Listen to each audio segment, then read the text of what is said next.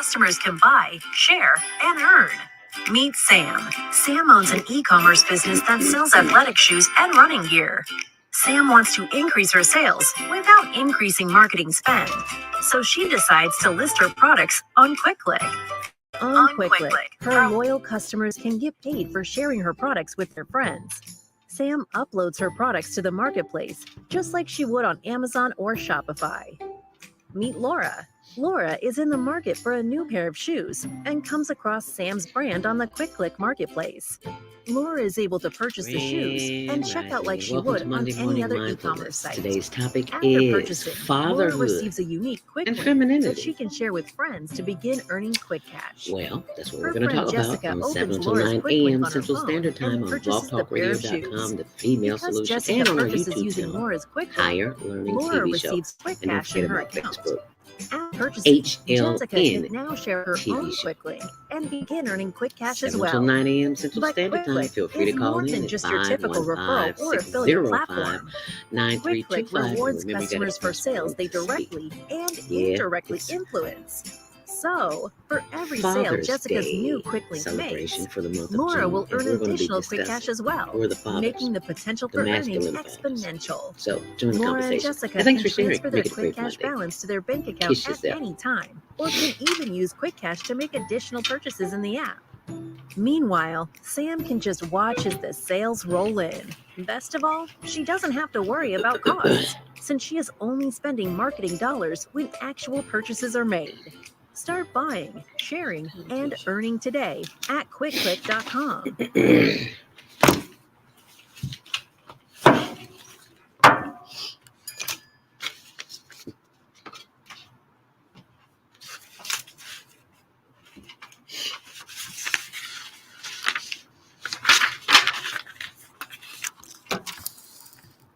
Welcome to QuickClick, where customers can buy, share, and earn.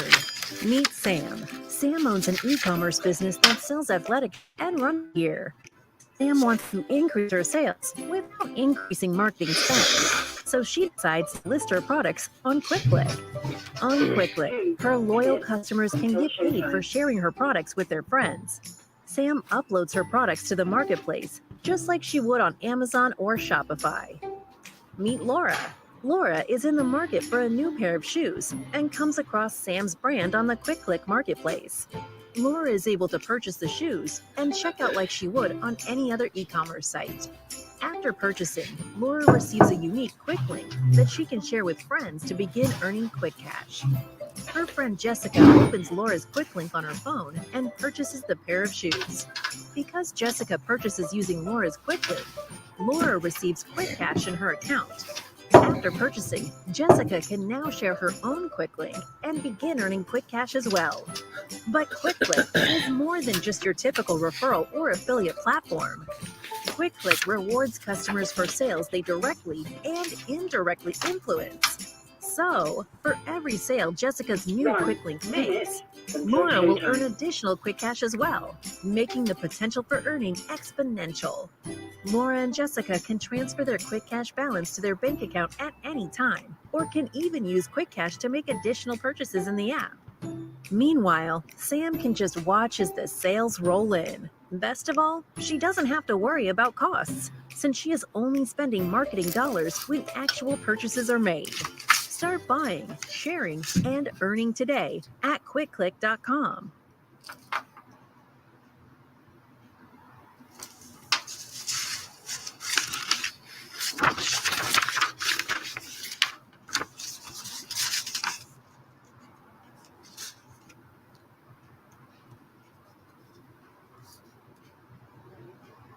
Welcome to QuickClick, where customers can buy, share, and earn.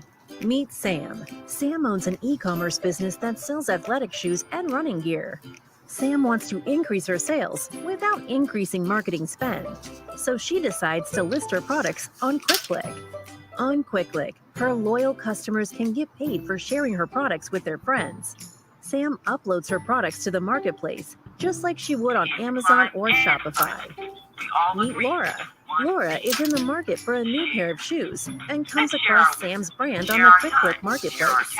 Laura is able to purchase the shoes and check out like she would on any other e-commerce site. After purchasing, Laura receives a unique quick link that she can share with friends to begin earning quick cash. Her friend Jessica opens Laura's quick link on her phone and purchases the pair of shoes. Because Jessica purchasing Laura receives quick cash in her account. After purchasing, Jessica can now share her own quick link and begin earning quick cash as well.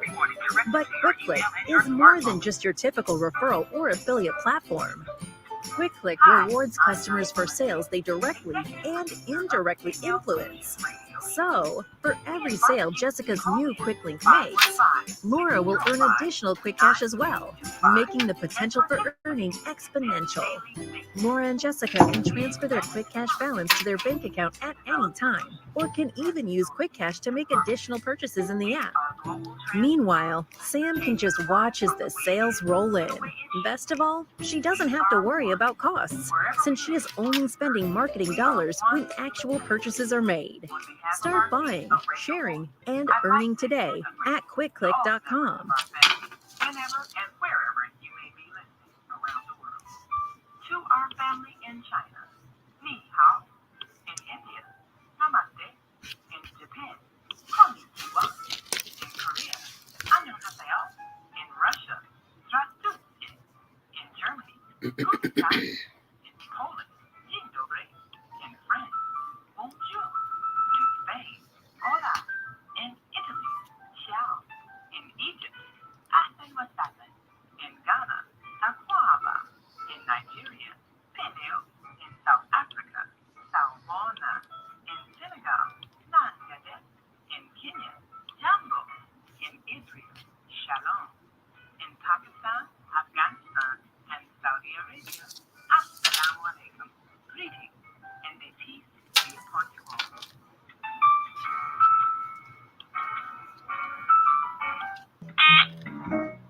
The Female Solution Global Radio TV show. Invite you to an invigorating conversation with our team of hosts Monday through Friday, 7 a.m. to 9 a.m. Central Time. Start your week with Monday Morning Mindfulness with Zelda Speaks. Tuesdays, Self-Care with Jody Susan. Wednesdays, Repairing Broken Families with Naima Latif and co-host Kareem Hamid. Thursdays, Soulful Solutions with Dr. Debbie Green. And Fridays, Health and Wellbeing with Beata. Saturdays, tune in 12 noon to 2 p.m. Central Time. First Saturday, Success Strategies with Jana. Second Saturday, Wendy Williams Esquire on Relationships. Third Saturday, Move Around with Deborah. And fourth Saturday, Wisdom with Mama D. Join us Sundays, 7 p.m. to 9 p.m. Central Time for Soul Purpose Healing with Beata. Call in and comment 515-605-9325. Press 1 to speak to the host and be a part of the solution.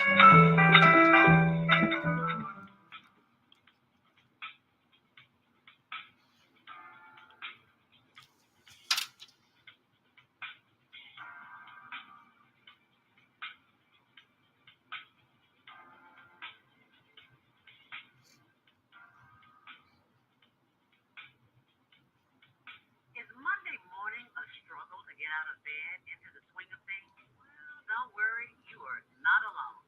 Join us for thought-provoking, stimulating, and mindful conversation on higher learning with Zelda Speaks for your Monday morning mindfulness session on Blog Talk Radio, The Female Solution, Mondays, 7:30 until 9 a.m. Be sure and send your ideas, thoughts, comments, and suggestions. Also, if you'd like to be a guest on the show, visit ZeldaSpeaks.com and send us your info. We'd love to have you experience mindfulness moments with the mindfulness/stress Grand Rising. Zelda Speaks. And thanks for sharing the mindfulness moment tip of the day. Stay on purpose, stay empowered. Stay tuned to your next session of mindfulness on higher learning with Zelda Speaks. Make them mindful. And thanks for listening.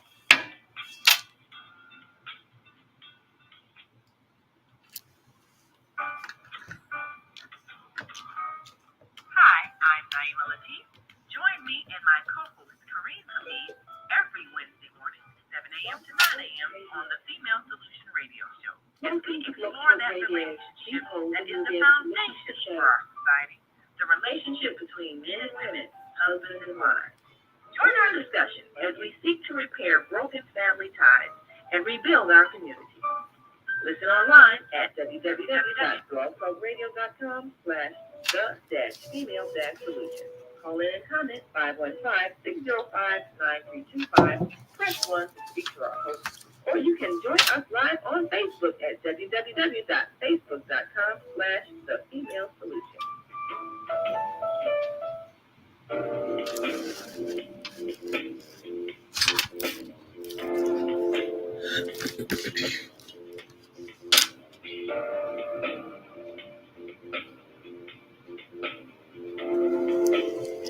Grand Rising. And thank you so much for joining me here this morning. I'm your host, Zelda Speaks. Welcome to Monday Morning Mindfulness. We're just here to start your day and steer you in the right direction so you'll have a good day all day. And all that appears not to be good, we receive it and bless it and thank it and release it in your way. Excuse me. Happy birthday, born day if you're celebrating a birthday today. It is Monday, June 6th. Welcome to the wonderful world of chaos. And that's why we have Monday morning mindfulness meditation at 7:15 a.m. So text somebody right now and let them know that we're on. And it's going to be a fantastic show today. Fatherhood and masculinity. Why is it disappearing? So that's a conversation. If you want to join the conversation, 515-605-9325, press 1 to speak, and we'll bring you on after the 7:30 hour. 1 2 1 2. Hello, ladies and gentlemen. Thank you so much for coming. Welcome to Lake Street Church. And thank you Welcome for to coming too. I forgot to mute that. That was another show that I filmed, and sometimes you forget to hit the button. That's what I forgot to hit the stop button. It's just rolling. Anyway, I digress. My guest today is Lionel Abdul Haqq. He's on every first Monday of the month, and so he will be joining us. Lionel Abdul Haqq of Community Cultivations. Congratulations to Ayana. I hope I'm pronouncing her name right. Scott. She is the daughter of our mental health professional, Khalid Scott, who will be joining us next Monday as we continue the celebration of fatherhood. June, just like May is for mothers, June is for fathers. So we're going to be celebrating all month. So she went on her first medical tour. She's going to school to be a physician.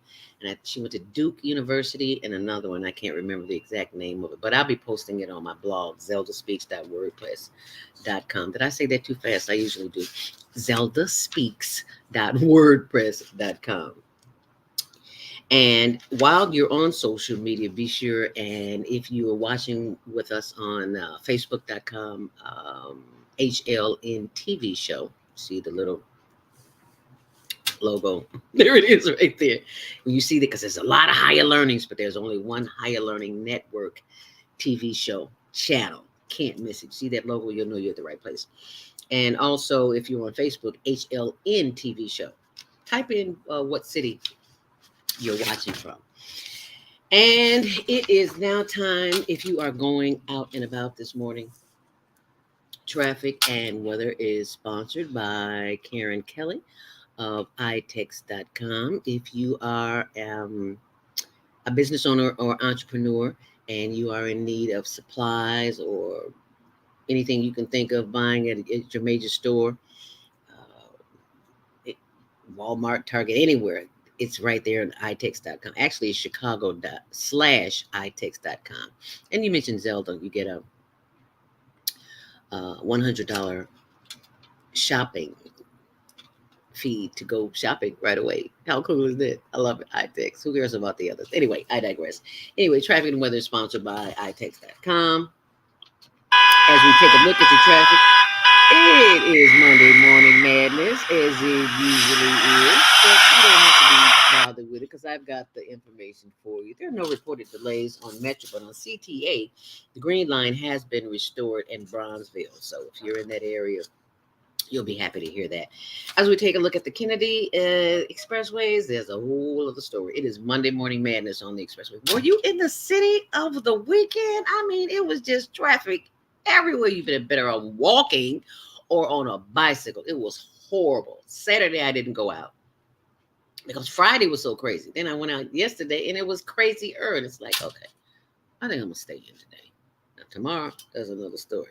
Anyway, inbound on the Kennedy is 3630 on the reverse. On the Edens inbound, 21. Lake Cook to the junction, it's 2040 on the reverse. On the Eisenhower, that's another story. 45 minutes inbound, 35 on the reverse. On the Dan Ryan at the Jane Byrne interchange, it's heavy due to traffic coming into the Ike, 12 minutes inbound and 11 minutes outbound on the Ryan. On the Bishop Ford, 15 in, 11 out. And DuSable Point Lakeshore Drive, it is who was redesigned by my big brother, Patrick Bradley, before he passed on. It is 11 minutes inbound, 10 minutes on the reverse. And that's your traffic and weather sponsored by Karen Kelly of itex.com. Actually, that's chicago.itex.com. And remember to set those DVRs for the Higher Learning Network TV show, which airs Tuesdays at 6, Wednesdays at 1 on Channel 19 and 24/7 on the World Wide Web. That you are always, it is always available to you. And it's time for your Monday morning mindfulness inspiration taken from Mike House. I'm on his list, so now you get the benefit of being on it. And if you want to subscribe to him directly,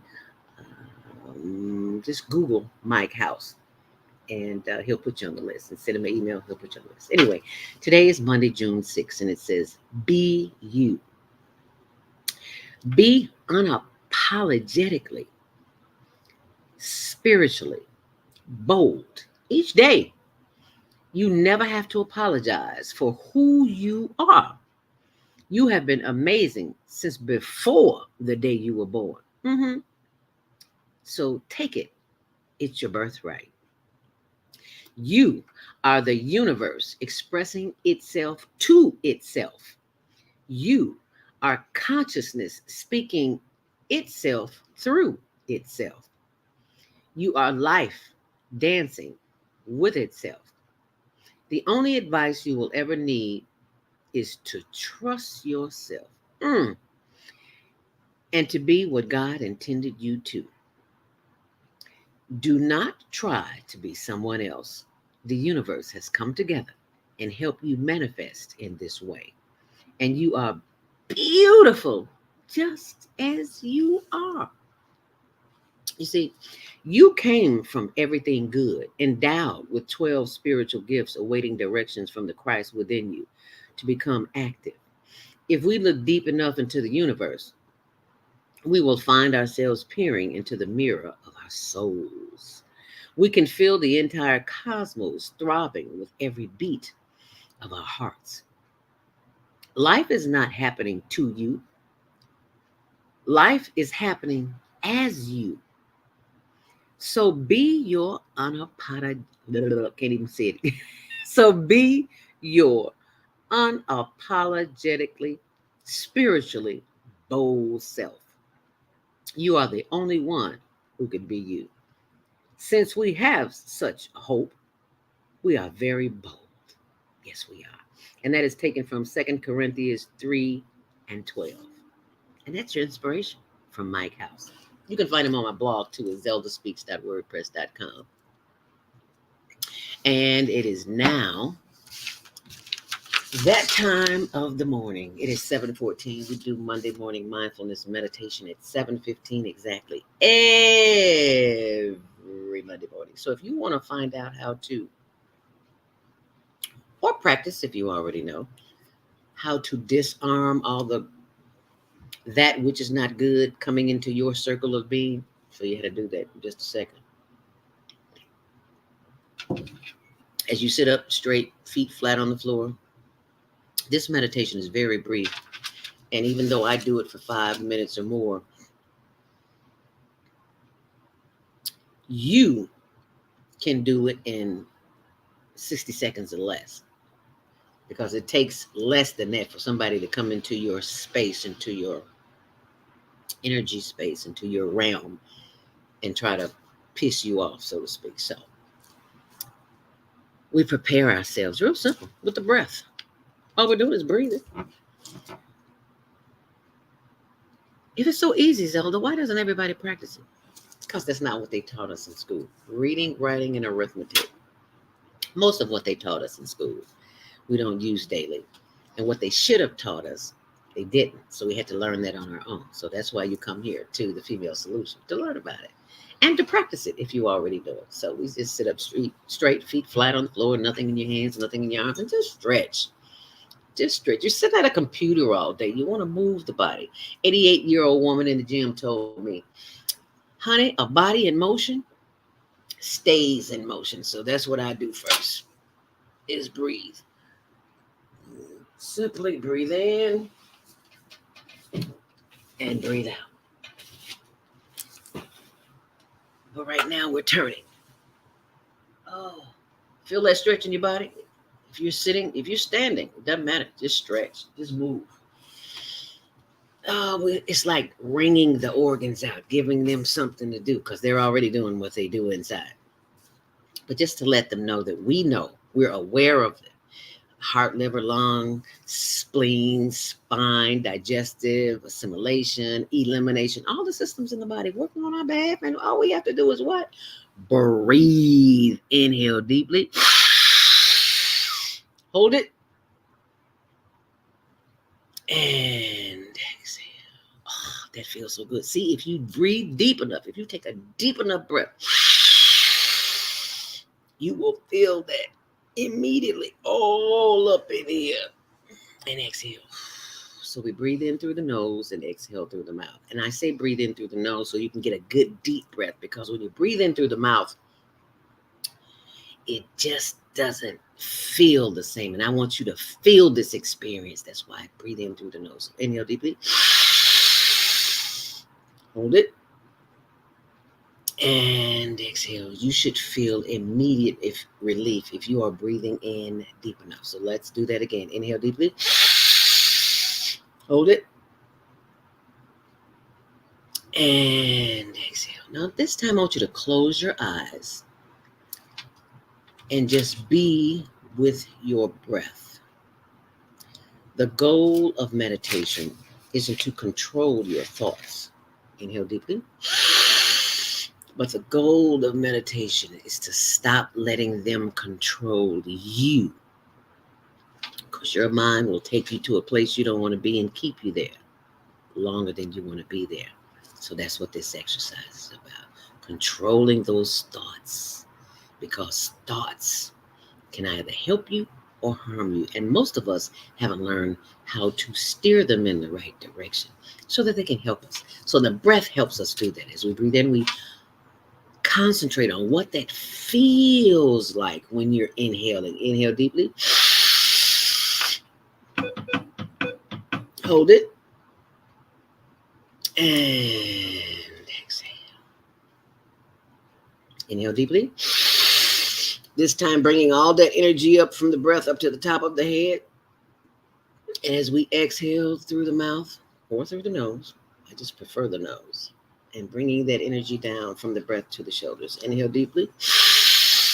And rotate those shoulders.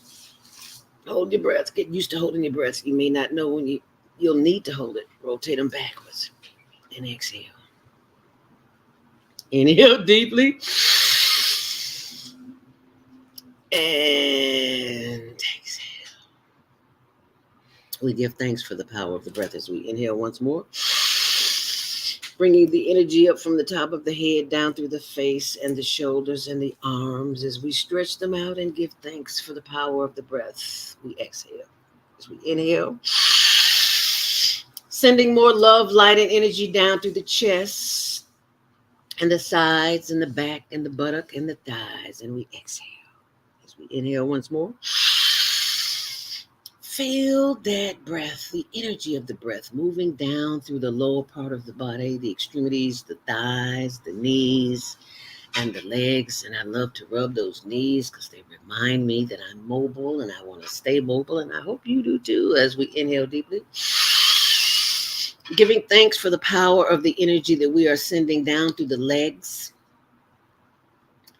Feel the energy in the ankles, in the instep, and the arch, and the heel, and the top and bottom of the feet, and the toes. Feel free to wiggle those toes as we inhale, bringing that energy back up through the feet. Inhale deeply. Bringing that energy up from the feet to the legs, to the thighs, to the hip, to the back as we exhale. Inhale deeply. Bringing the energy back up from the back. And exhale. Inhale deeply. Take these fingers and massage the back of the shoulders. That's where I hold all of my attention. Wherever you hold your attention, then that's where you massage. And exhale. Inhale once more. Take these two fingers and this thumb and knead. Like this is the back of your neck. Just do it like this. This way you are stimulating the vagus nerve, which promotes a good immune system, a healthy immune system. And you simply just squeeze it, send it love, light, and energy. And feel free to take your hands and just massage the back of your neck because that's where I hold all of my attention. Where do you hold your attention in your body? We hold it somewhere, so we need to give it some love. That's our body telling us we need to inhale and exhale. We give thanks for the power of the breath as we take one more long, last, deep inhale deeply. Hold it. And look to your left as far as you possibly can, feeling a stretch in the right side of the neck, and you exhale. Inhale deeply, bring your head back forward. And as you exhale, turn your head to the right as far as you possibly can, feeling stretching the back of your neck. I'm sorry, the left side of your neck. Yeah, that feels good, doesn't it? Yeah, it does. And bringing the head back forward, inhale deeply. Giving thanks for the power of the breath, we bless our brains this morning. We bless our heart as we are grateful it is working and we are not even trying. All we have to do is breathe in and breathe out. We are grateful for this experience of breathing, of learning how to de-stress ourselves in moments of excess or extreme chaos. You simply breathe in and breathe out. And people will look at you like you crazy, like you've lost your mind. Why is she breathing like that? And if you got a little funk on your breath, blow it out through your mouth. I promise you they will back up. Because if you got anything smell like garlic or onion, or you just forgot to brush your teeth, that funk will back them right on up, and you just simply go back at you. Now you laughing, and you might say I'm a little off the chain, but baby, it works, and it doesn't take a minute. It doesn't take 60 seconds. You can do it in 5 seconds. I just gave you the extended version of it, so when you're at home alone, in the bathroom, in the tub, sitting in a chair, anywhere alone, you can practice that, and that will calm you down, especially if you're anxious about a situation or a person, because we have a tendency to let those thoughts just run amok. We don't have to. We have that available to us. So I encourage you to practice that on your own, because remember, it's about not controlling your thoughts. It's about stop letting them control you. And you can do that with the breath, but you have to practice it on a daily basis. And that is your Monday tip of the day. So be sure and go to my blog, my YouTube channel, Zelda Speaks, or Zelda Speaks Mindfulness. You'll see some great information on there. So be sure and check it out. And while you're checking it out, be sure and check out our YouTube channel, Higher Learning Network TV show, on YouTube. And if you haven't been or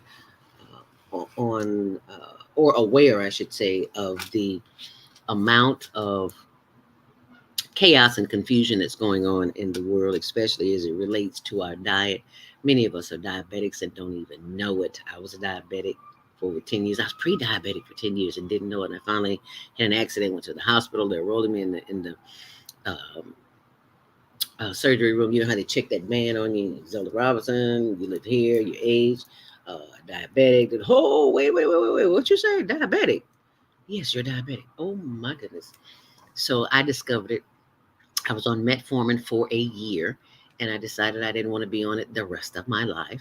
And I discovered something that just what you see me drinking every morning: apple, beet, cucumber, lemon, ginger, kale, turmeric. Don't sound good, but baby, it works.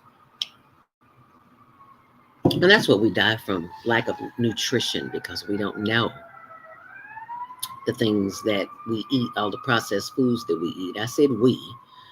And it has an effect on our organs, especially as we get older. But that's something that you can do on your own. And that, my friend, is Monday Morning Mindfulness. And we'll be joined at 7:30, after the 7:30 break, with Lionel, Abdul, Haqq of Community Cultivations, in which we will be sharing the topic of the day, which is fatherhood and masculinity. Oh my goodness. Lionel Abdul Haqq is going to be joining us. But before we do, in case you haven't been to our site, and I did the footage for Thursday and I forgot to upload it. Let me do it. I will upload footage today. We have a ministry feeding the homeless, as well as sharing with them resources that we have, as well as helping them. We ask for donations to help them get butane, which helps keep them warm. Even though it's warm in Chicago, it's still cold on the ground at night. Butane, lighter fluid. They're $10 at Walmart. You get 2 16-ounce cans for $10. Propane. What did I say? Butane? I said propane. I'm sorry. Butane.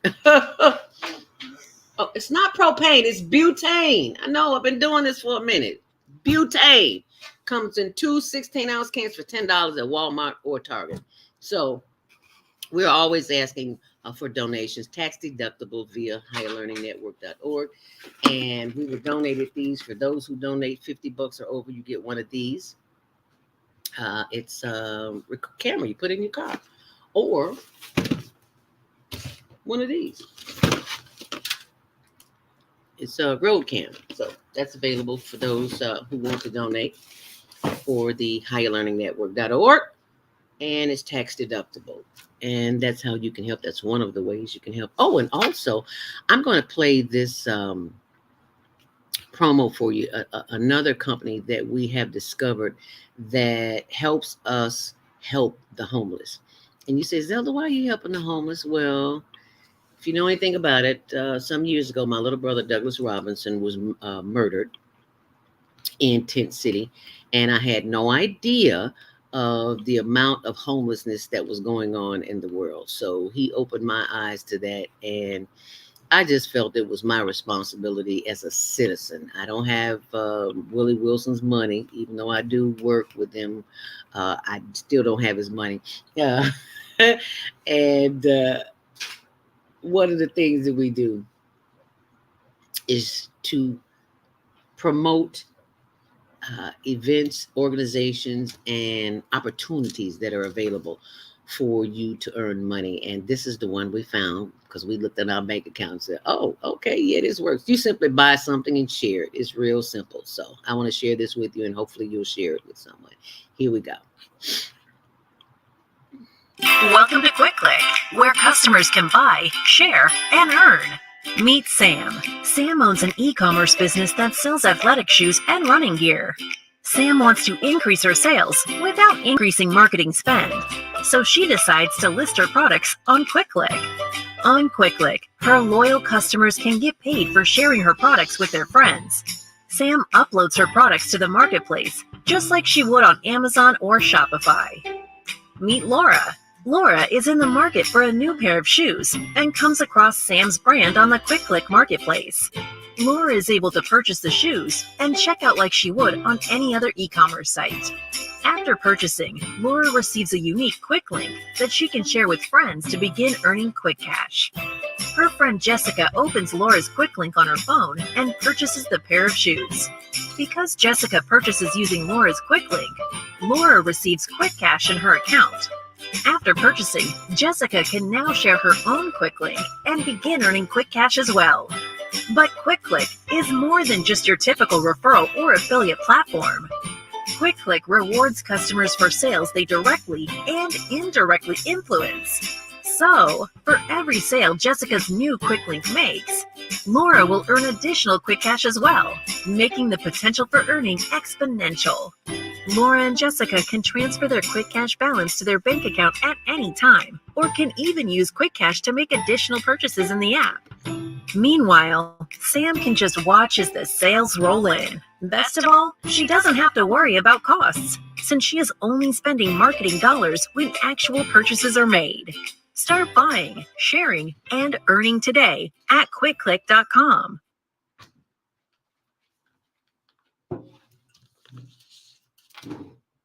And just so you'll know, the only thing that we've ever purchased from QuickClick Our customers can is the noni juice, which I use to heal my broken bones, and it's great for your immune system. So I drink just a little teeny weeny bit, like that much every day, and it's a big bottle too. It's enough for your whole family.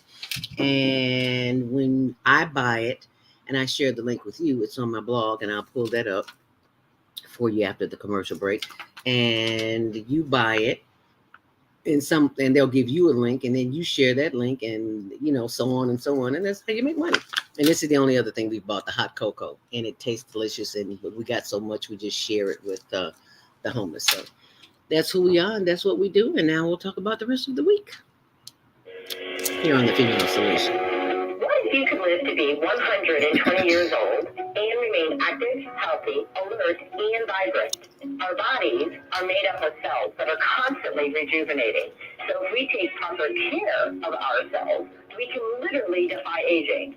Join us every Tuesday from 7 a.m. to 9 a.m. Central Standard Time to learn about self-care from Susan Essentials on the Female Solution Blog Talk Radio Show. Learn how to help your body and your cells feel rejuvenated each day through proper nutrition, sleep, frequency medicine, and many unconventional methods of self-care. I'm Jody Susan. Join me and my amazing guests by calling in at 515-605-9325 and press 1 to speak. We'll help you achieve a breakthrough in your health today. Hi, I'm Lionel. Join me and my co-host Kareem Hamid every Wednesday morning, 7 a.m. to 9 a.m. on the Female Solution Radio Show, as we explore that relationship that is the foundation for our society, the relationship between men and women, husbands and wives. Join our discussion as we seek to repair broken family ties and rebuild our community. Listen online at www.blogtalkradio.com/the-female-solution. Call in and comment 515-205-9325. Press 1 to speak to our host. Or you can join us live on Facebook at www.facebook.com/the-female-solution.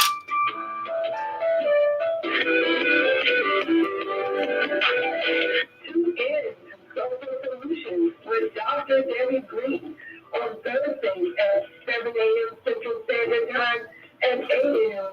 Eastern Standard Time to hear great topics and stories of grief and turn it into victory.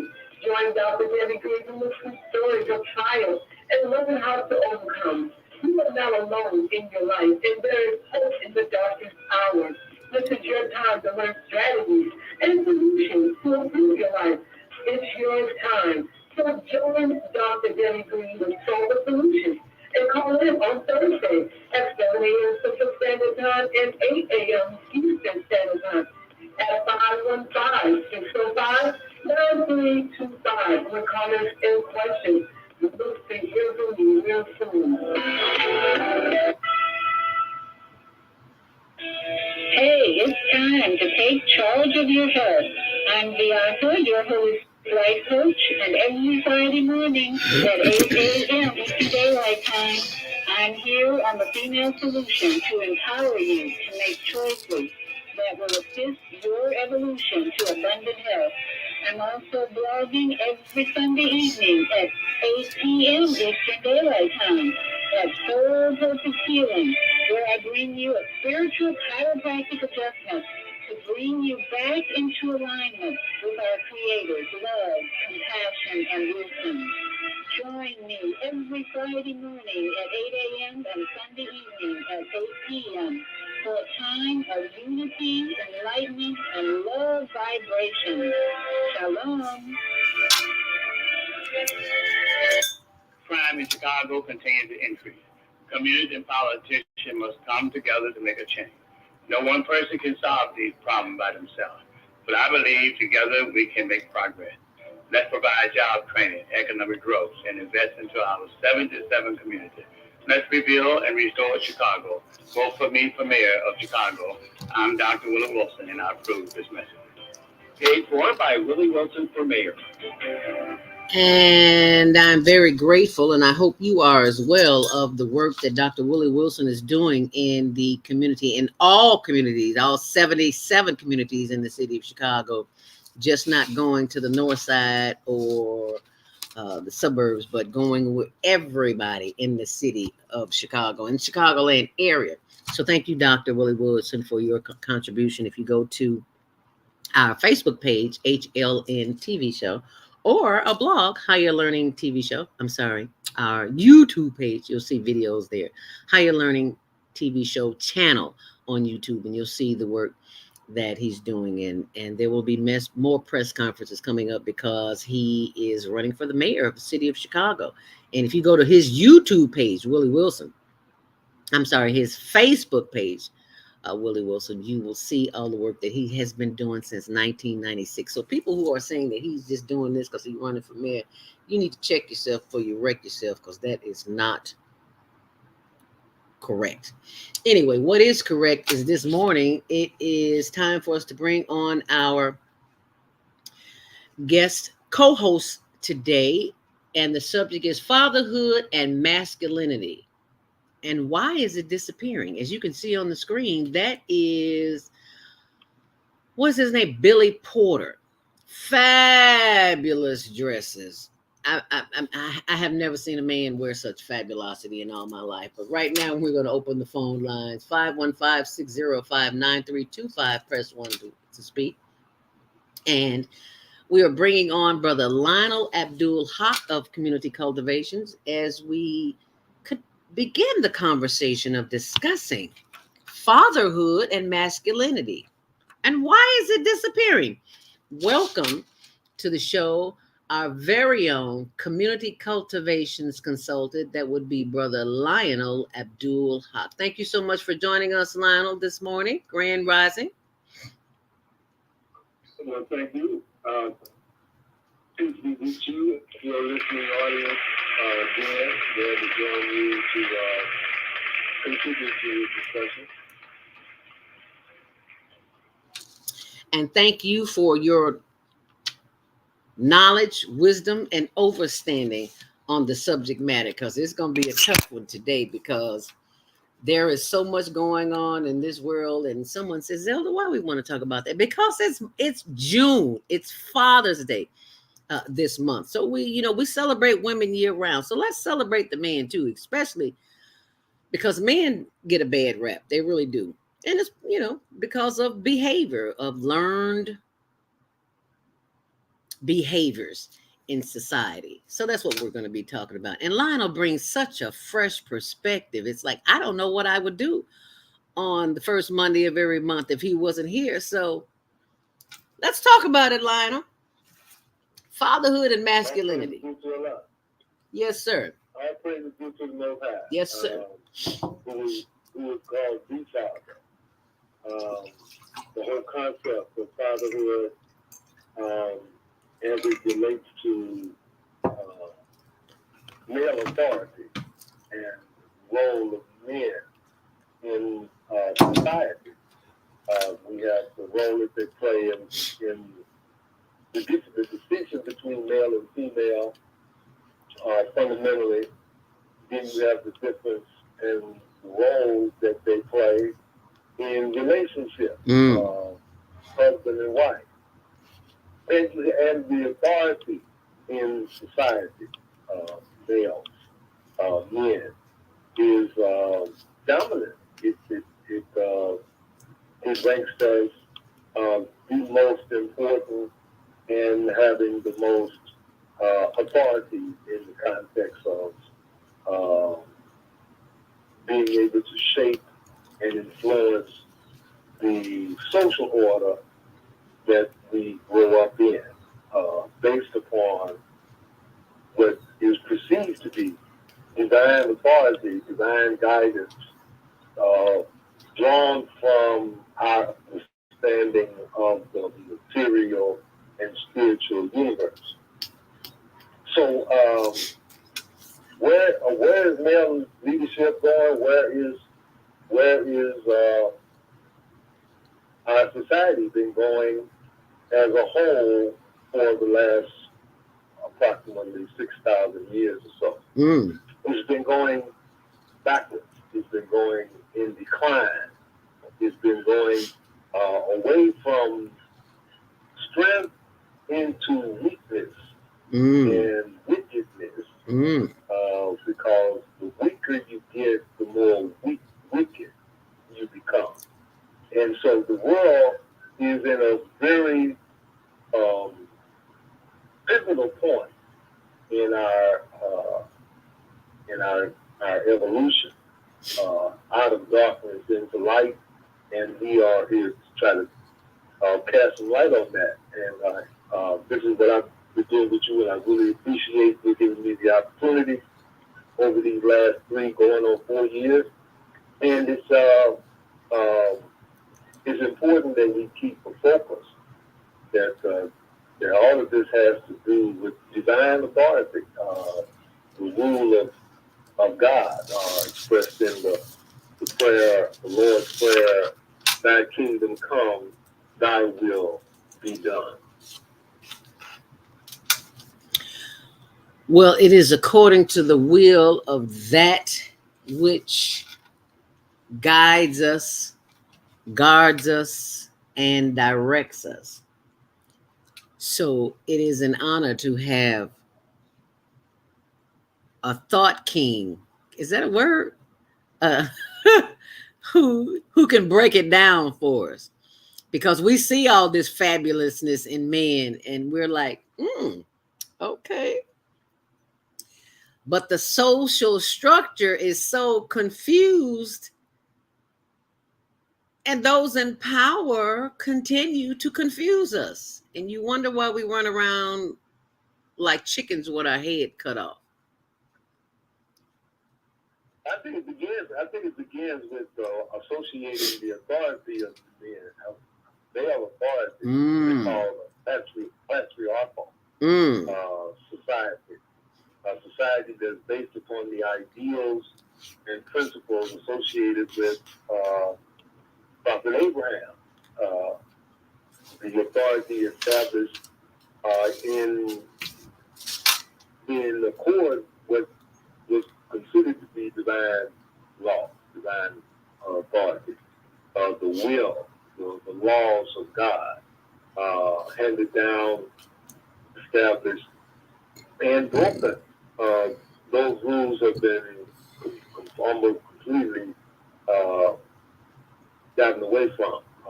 They're no longer as meaningful in the lives of people to be following the will or doing the will of God. And that has become okay with people in America in particular, which claims to be under God. In the Constitution, especially the idea of one nation under God. And under could mean a lot of things. It could mean less than the order of God. And I think that's where we have been misled, bamboozled, run them up and led astray. That the thought of the concept of God that is operating in the world today is materialism.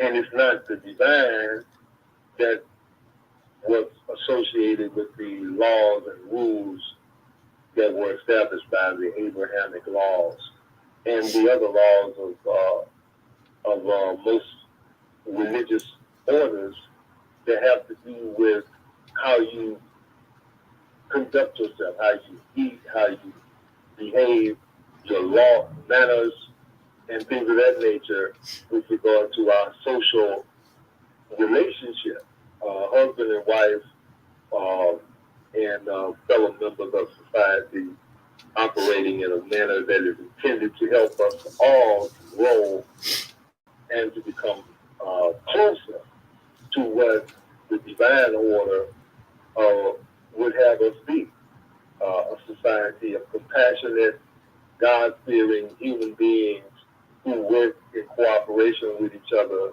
to support one another and advance the whole society. That's not where we are. That's not where we have been. We've been a society that elevates and protects certain people who are designated as being better than others. They claim to have a superior breeding, a superior educational experience that makes them better people than just ordinary people. And this is where we've gotten misled, bamboozled, run amok, and astray. And I really don't prefer I like the word understanding. I prefer understanding from the standpoint that it takes us deeper than where most people have gone in terms of their study and evaluation of these issues, to see the chronological and the method by which we have been stripped of the ideals, the values, the morals, the principles that represent the strength of humanity, the protective influence from the Creator that we incorporate into our social life to make our lives whole and erect, strong and moral in its vision, having a sense of what is right and what is wrong, as opposed to what is good for me or what is bad for me. Good and bad has more personal connotation in the sense of what is good for me or bad for me, but what is right or wrong is still what's in your best interest, but it may not appear to be in the context of what you personally get out of it. It may be morally right from a standpoint of divine, which will help to make the whole society better, but it may not be in your personal best interest. Right. And that's the difference. Moral leadership is not personal. Moral leadership asks you to put aside your personal concern for the sake of the bigger picture, the broader, the higher right, the more inclusive ideal, as opposed to the one that's individually or personally beneficial to you.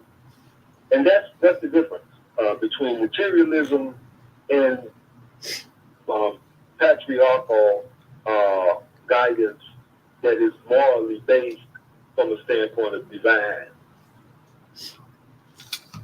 And we've gotten away from that because people don't want, the people who run this world are interested in material gain and not the greater good for the greater number of people. You got that right, because it shows up every day in every way. It's all around you. All you have to do is open your eyes and you'll see it, unless you're blind And if you're blind, you can see, you can hear it, you can feel it, you can experience it. You'll know what's going on, because that's what's promoted, because we pay so much attention to what's going on out there instead of learning how to develop oneself by spending some quiet time. And it's just that simple. Study is really study. Important. I mean, the idea of feeding your mind, feeding your spirit, is more important than feeding your body. Yes, sir. It's more important than it. And if you don't develop your spirit, your body will rule your spirit. Yes, it will. Your flesh appetites, your desire for food, for sex, for fun, will become a dominant influence, and your spirit will be the slave of those appetites. And that's how people have gained so much wealth and power from feeding and satisfying and drawing people in based upon their material appetite, their flesh, carnal appetite.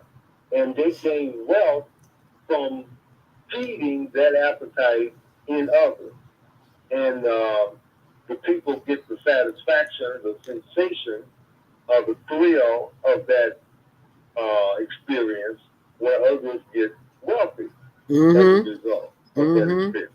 And because so many people are driven by their appetites for sugar, for food, for drink, for partying and having fun, their wealth is expended, and other people take that wealth in. And that's the world. That's the world we live in. And it's changing. It's changing rapidly. It's in a decline because people have gotten to the point where they've lost all moral conscience, all moral sensibilities. They don't care about whether it's right or wrong. They just care about whether or not it's good for them or bad for them in the initial short-term, shallow evaluation of the issue. It is 7:52 right here on The Female Solution. You're listening to Brother Lionel Abdul Haqq of Community Cultivations, and we're talking about fatherhood and masculinity and why is it disappearing. And Lionel is giving us a breakdown of the system in which we are living, and we are wondering why things are the way they are. Well, it's because we've been too busy partying and having fun instead of studying. And if you want to join the conversation this morning, 515-605-9325. Press 1 to speak. We do have a caller, 773-221, Grand Rising. You are live on the air on The Female Solution. What's your comment or question as it relates to fatherhood and masculinity? Hi, who's this? Andrew Nelson Bay. Grand Rising. Brother Lionel Abdul Haqq, you're on the right track, brother. Moral relativism is what is the problem. And there are ways to correct moral relativism, the illogic of moral relativism. And I'm becoming more and more adept at doing that. Pope Benedict XVI denounced what he characterized as this dictatorship of moral relativism. And it was good seeing you on the Red Line train this past Saturday. I was on my way to Boys Town. But characteristically, but the point is, I ran into this guy named Mike, who, is Catholic, and we were walking together as we were walking, as I was walking en route to Broadway Avenue, past this church that had the rainbow flag and all these rainbow flags everywhere. And, he was saying the church is now having all of this abominable, stuff going on. And I resonated with him because I'm a very straight person. And there is the nature of individual. You see, the very nature of certain individuals, be they Caucasian or otherwise, is their very nature, and now it's manifesting. My point is that the Nation of Islam is a very necessary organization because we're looking at the very science, the very nature to the nano level of the way people are, shall we say, inexorably predisposed to be, and that's them. So that needs to be borne witness to in all departments of life, and that's just a thought. Well, I appreciate you. I appreciate your comment, brother. Please be with me. I'm not the with the Nation of Islam. I used to be. My initial introduction to the religion was through the Honorable Elijah Muhammad's Nation of Islam organization. However, as I evolved, I came to understand, especially through the help of Elijah Muhammad, who appointed his son, Imam Muhammad Muhammad. Didn't really appoint him. He did designate him to be the next leader, but it was something that had been part of the Nation of Islam's history, that he would be the next leader, before he was born. But the idea was that he would help his father and the community in the next stage of his development. And he had been prepared by his father to know what the history of the religion of Islam was as it relates to the Holy Prophet Muhammad, who received the book called the Holy Quran and established this religion as a worldwide religion 1,400 years ago. And so Elijah Muhammad made sure that his son not only knew that history, but he also made sure that the community knew that he was preparing his son to be the next leader after him. And he was unanimously accepted. And what he did was to begin to introduce us to Prophet Muhammad, peace be upon him, as the religion was established by him 1,400 years ago. And that made the big difference between my understanding of what Islam is and what the Nation of Islam is. And there's a big difference. And so I think it's important for people to study things from a historical perspective, to study the roots of the beginnings of ideas, and particularly religious ideas, morally authority ideas, ideas that claim to be from God, from Allah, from the creator of the universe, as guidance for us as human beings. And the Nation of Islam's teachings were very strong in moral ideals, but in terms of its historical representation of what Islam is, he is far from that. And I think it's important for people to know the difference. I would say that work. There may be a conventional methodology of the Nation of Islam, but it works. Well, there are people who say the Klan works, and it works for those who it works for, but it doesn't work for everyone. And the ideal that God's teaching, divine teaching, works for everybody in a sense that it doesn't put one race in terms of their nationality as being superior to another. It doesn't put male over female. It doesn't put female over male. The religion that was established by Prophet Muhammad, called Al-Islam, is not the same thing that's being perpetrated in the Nation of Islam under Minister Farrakhan, because Minister Farrakhan was appointed to be the next leader by Elijah Muhammad, who built the Nation of Islam. So people need to understand the history and the separation between what Prophet Muhammad established as being the teachings of Allah, the God who created the universe, as opposed to what Elijah Muhammad and the Farrakhan is talking about in terms of who God is being a man. That's not the same thing. Big difference. When we make man God is when the world starts declining. When man becomes God, and that's where we are today.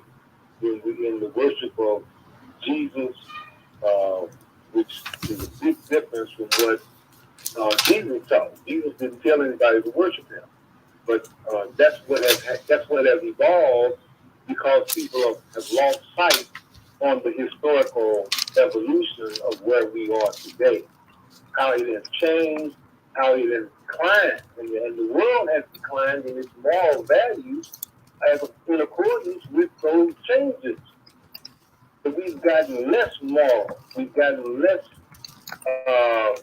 humane, and concerned about bigger issues. Our issues have become smaller and more narrow and more specifically focused on specific races and specific nationalities. And Are you familiar with Ijtihad and the law of the Persian Bayan? No, sir. I-D-I-H-A-D, Ijtihad, is to mujtahid what jihad is to mujahid. And Ijtihad deals with the interpretation of Islamic law. The law of the Persian Bayan, I do declare, is the Sharia of Islam. And when they talk about Sharia law, what law are they talking about? They should be the best Sharia law. Andrew Nelson Bay declares today is the law of the Persian Bayan, which was written by Sayyid Ali Muhammad Shirazi Mabab. Okay, well, thank you for sharing that information, Andrew Nelson from Chicago. It is 8:02, time for our next commercial break. You stay close. Fatherhood and Masculinity. Why is it disappearing? We'll be right back, so stay close. Our kids are the future and should not be left behind. One person should not decide what is the best for our 77 communities. Politicians must work together for our kids' best interests. They deserve a safe education with resources that meet every student need. Let's rebuild and restore Chicago. Vote for me for mayor of Chicago. I'm Dr. Willie Wilson, and I approve this message. Paid for by Willie Wilson for mayor. Do you want to live in a world without war? Join our global peace movement. Agriculture, world peace, restoration of light, transcend culture, religion, ideology, and other boundaries to achieve peaceful harmony in the global society. HWPL is committed to bringing world peace and cessation of war through peaceful dialogue between religious groups. I'm Director Kim of HWPL Chicago branch of North America. Join us for our next gathering. Call 773-580-1501 and be a part of the movement for world peace. Email us at chicagohwpl@gmail.com. Hi, this is John Alexander. And I'm Naima Lizzie. Meet people like you who are making a positive difference in the world. Watch us every day on The Media Connection at www.youtube.com/The Media Connection TV. We'll see you soon. There are people who choose to make a positive difference in the world. Our job is to bring you their stories to motivate you to do the same. Join us each week, host John Alexander and Naima Latif, as we bring you the educators, entertainers, elected officials, religious leaders, and community activists whose works are transforming this world. Find out how you can make a difference too. Be inspired. Watch The Media Connection. Mondays at 5 p.m. and Tuesdays at 12 noon on cable TV, Channel 19 in Chicago. And other cities, check your local cable listings. Do you worry about finances, family, health, job, relationships? Are you in pain? Do you feel stuck? If you answer yes to any of these questions, help is available. Don't worry, you're not alone. It's part of the human process. You only feel this way because you haven't mastered the voices in your head. No hype, just down-to-earth, solid, workable tools and techniques that you can practice daily. It's really food for the soul. Whether you want to learn how not to worry about anything, reverse type 2 diabetes, publish a book, promote your product or service, or just make extra money. Take advantage of the deal of the day. Go to zelda.speaks.com or call 212-409-6619. Mention promo code The Female Solution and get free shipping. That's zelda.speaks.com or 312-409-6619. Stop worrying today. Visit zelda.speaks.com.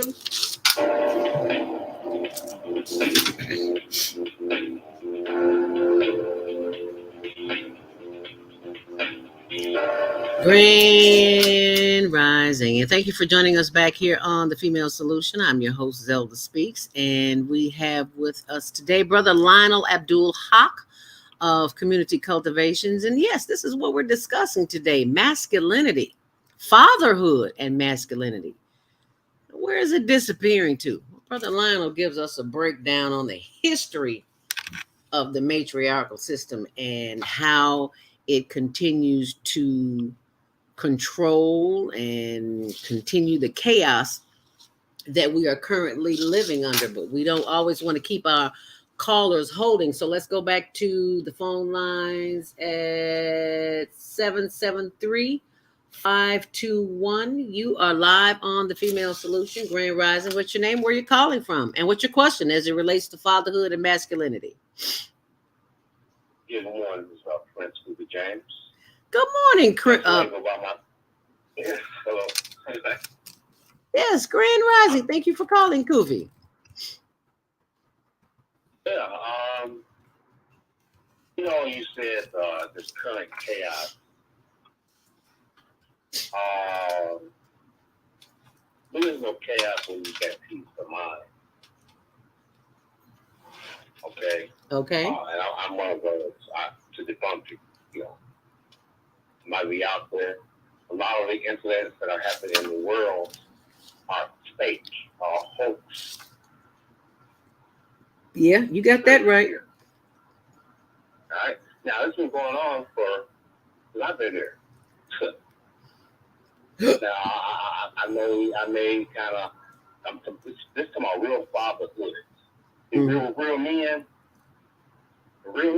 mm-hmm. we don't fall for this okie doke. Okay. Can you tell us what a real man is? That's why we try to break down. Huh? Can you tell us what a real man is? What is a real man? A real man is a sound of nature. Is a sound of nature? We are at peace with nature. Oh. Yeah, I know. We're at peace with nature. Okay. You can't say nothing to that male because he knows that the difference between a female and a male is nothing but our physical attributes. We have the same nature. It's called Meduna Ter. It's called Neter. Medu means earth, Meta, N-E-T-E-R. It's called nature. The man and the female have the same nature, but the different organs. A male has the seed. A woman has the ovaries. Because we have the seed, we are stronger. Okay. We have life in us. Okay. So now, if a man cuts his genitals off, he loses his power. Ooh. He starts to talk like a female. Ooh. He starts to act like a female. But he loses power. Okay, well, I have a question. I want to address this then. If a man, you said if a man has his genitalia cut off, then he loses his power. How is with nature? Go ahead. I'm trying to figure out how is his being losing his penis? How does that? I don't understand that. When it comes to GMO, you got food out here with no seeds in it, right? Right. They have no power in them. They have no nutrients. Oh. For you. But I say, Mississippi watermelon or N6 in Winworth, got the truck. I said yesterday I was so endued with power because that watermelon had seeds in it. Yes. Makes all the difference in the world. You see? It had power in it. But a GMO seedless watermelon might taste nice, but they ain't got no power. Oh, wow. So the seed gives us the power. That's why if a man goes out here and releases seed every day, he loses his power. What do you think about that, Lionel, Abdul, Haqq? What are your comments on that? So what? I want to install what I was trying to finish on how chaos has been created by individuals that the government picks up. Let's talk about Malcolm X. He was a chaos starter. Let's talk about all these all these leaders, all these black leaders who created all this racial tension. Even today, they are propaganda. I talk to them all the time. They attack me because I shut up with my peace. They try to talk with me. They are paid by the government to create chaos, racial division, male and female division, talking about the men with the women. You see what I'm saying? Men ain't right, women ain't right. All this shit. Kevin Samuels. Oh, that's the main one. That is a character created to create chaos, and then they take him off the scene. Yeah, and that's exactly what they did. They took him off the scene. Unfortunately, we are bombarded with messages like that all day long because everybody was all upset all over the place when they found out. I didn't even know who he was. I mean, I'd seen him once or twice berating women online, and it's like that's not something that I want to watch continuously. And it's all part of the plan, as Brother Kufi said, Brother Lionel, that it's part of the plan to keep us in chaos and confusion by showing us images that pretend to represent who we are, especially where masculinity is concerned. Would you agree, Brother Lionel? What are your thoughts on that? Well, there's definitely an effort on the part of mass media and those who control mass media to confuse people, to take an issue of injustice and persecution and turn it into a license to be immoral and indifferent to other people's concerns and principles that have been a part of the historical evolution of humanity out of darkness into light. That we've been made to believe that all of the things that established our order of life from the beginning, following what we thought and believed to be divine guidance, has been constricted of us. We've been made to believe that that's old-fashioned and of no value, and people are starting to rebel against fundamental ideas about what is right and what is wrong, and experiment with whatever pops into their head to establish them as being different and an individual. something authentic that nobody else has ever come up with. That's where people are today, and it's because the mass media has undermined the patriarchal ideals about moral principles and has replaced them with personal achievement. And personal achievement in the context of doing whatever you think will make you authentically unique from everybody else, and proudly promote that as who you are, as the way of the world, the way we're supposed to be, how you find fulfillment, and that's very dangerous because everybody is trying now to be different from everybody else in the sense of being non-conforming to fundamental principles of right and wrong. Right. And that's where we are. That's where we are.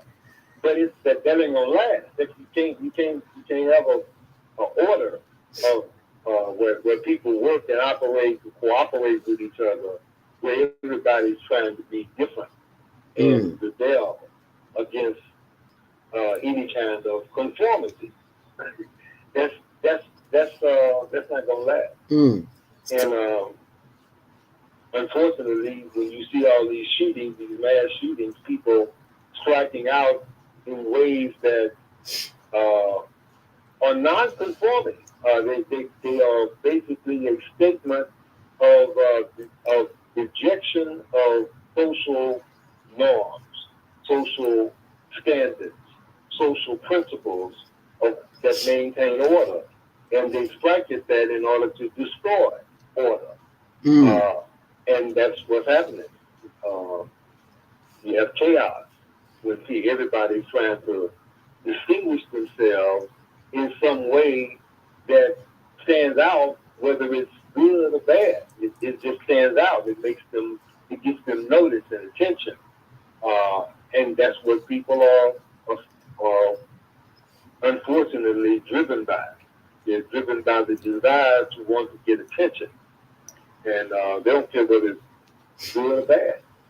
As long as they get some attention, that's all that matters. And you're absolutely right, because I look at how during this global virtual teen talent contest, one of the things that I've discovered is that when children come on, they always say, well, not always, but many of them say, I just want to be a movie star. I want to be well known. I want to make a lot of money. You know, it has nothing to do with your purpose, your natural gifts, talents, and abilities. It's just like, I want to be a star.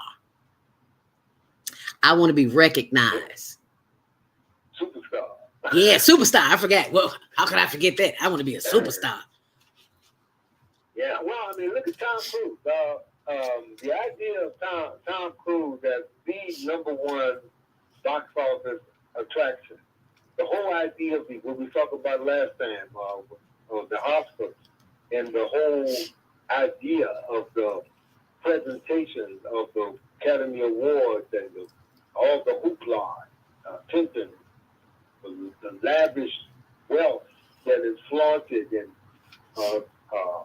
this is a powerful industry. Yes. That shapes people's minds. Yes. And our appetite for excitement and thrill seeking. Yes. Not purpose based upon any ideals of moral principles. Pursuit, yeah. But sensation seekers. Everything they're talking about in this movie, Top Gun, is about the sensation of flying a jet.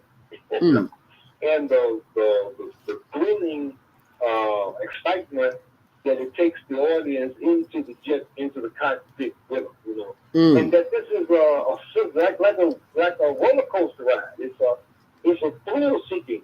The plot, the theme, the ideas of the story never even get talked about. Right. It's just the sensation that is generated from the thrill of being in the jet. That's all they talk about. They don't talk about what the storyline is. No. They don't talk about nothing. They're talking about the sensational, the adrenaline rush that you get for being in a jet plane. And that's basically what everybody's talking about. sensation, thrill seeking, and that's what movies, that's what Hollywood, they have oversaturated our appetite for sensation to the point where we have a gorilla on our back. Mm-hmm. That every time that sensation wants to be satisfied, it makes us stop thinking, and we have to obey that sensation compulsion. And they've been doing a pretty good job of it for a very long time before we even got here. So this is nothing new. 515-605-9325. Press 1 to speak. The topic of the day is fatherhood and masculinity, and why is it disappearing? And what are your thoughts on it? For those who are listening online or watching online, type in what city you're listening in, or type in your thoughts right there in the comments section. We can see them on Facebook, and I don't know if we can see them on YouTube, but we can definitely see them on Facebook. It has come to my attention that some of the faces that we see that are consistently broadcast to us through the media is to showcase men and their masculinity, which is being overpowered by femininity. And if you'll take a look at my blog on zeldaspeaks.wordpress.com, you will see the actor Billy Porter, who is on the left. You can see him right here. And do you see the black lipstick that he has on? Do you see the neckline here? I'm pointing here. If you're listening, watching online, you can see that. You see the neckline with the indication of, so you can see his chest, which is, as it relates to women, or breasts. And over here in this picture, he looks like a bullfighter, but it's still it's feminine attire. And feminine attire has in the masculine community has become such a rage today. And I thought RuPaul, this is RuPaul here, I thought he started it, but I was informed that it was not him. It was somebody before him, and they said it was Billy Porter. So I don't know. I didn't investigate because it wasn't that important to me. But what is important is that our children are being guided in this direction of not, what do they call it? Transgender, where they transform from their current gender to the gender that they want to be. So if they're a man, they want to be a woman. And I think it's very misleading to allow a child to make up in his undeveloped mind what he wants to be, when it was decided by nature, as Brother Kufi would say, it was decided by nature, his destiny in life, as far as it relates to being a male or a female. And of course, we all have feminine energy because we are born from feminine energy. So how is it that we know the truth, but when we are presented with visions of untruths, we have a tendency to believe that? I think it's called programming. Is it not, Lionel? Salesmanship. Yes. Marketing. Marketing. Yes. You can make virtually anything look good if you present it in a way that doesn't tell the whole story. Right. But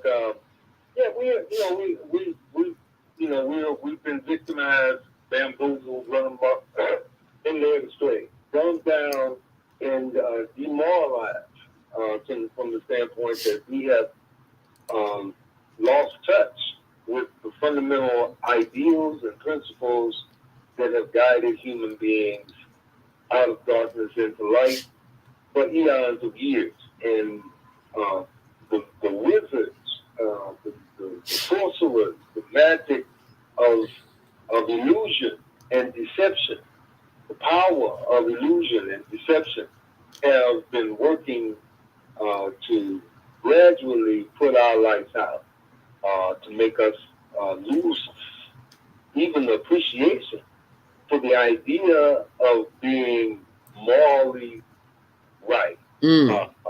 What is right and what is wrong. And in the context of universal ideals, water, earth, water, air, and fire, those four basic elements, all have a parallel in the human reality.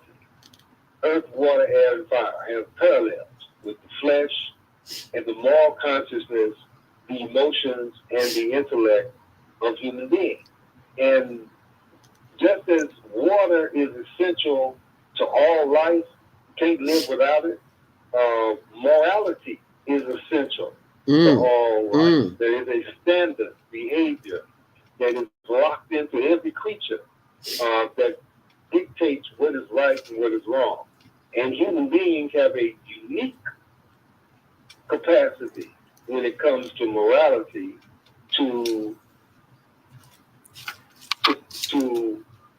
draw in from a divine source, from a higher source, a sense of the bigger picture that doesn't just include our species, but includes the role of our species as a medium between the divine and the rest of creation.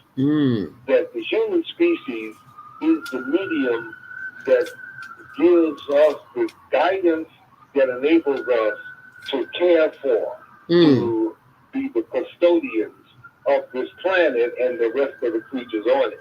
And if we lose connection with that divine source of inspiration, of guidance, then we no longer have the will and the guidance to care for and to cultivate this material world that we call planet Earth and the various creatures on it. And that's why we've lost it.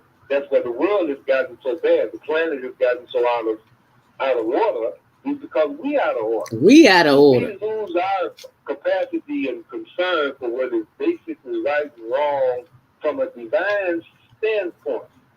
Then we lose our place and become the destructive force instead of a force to cultivate and care for the rest of the creation.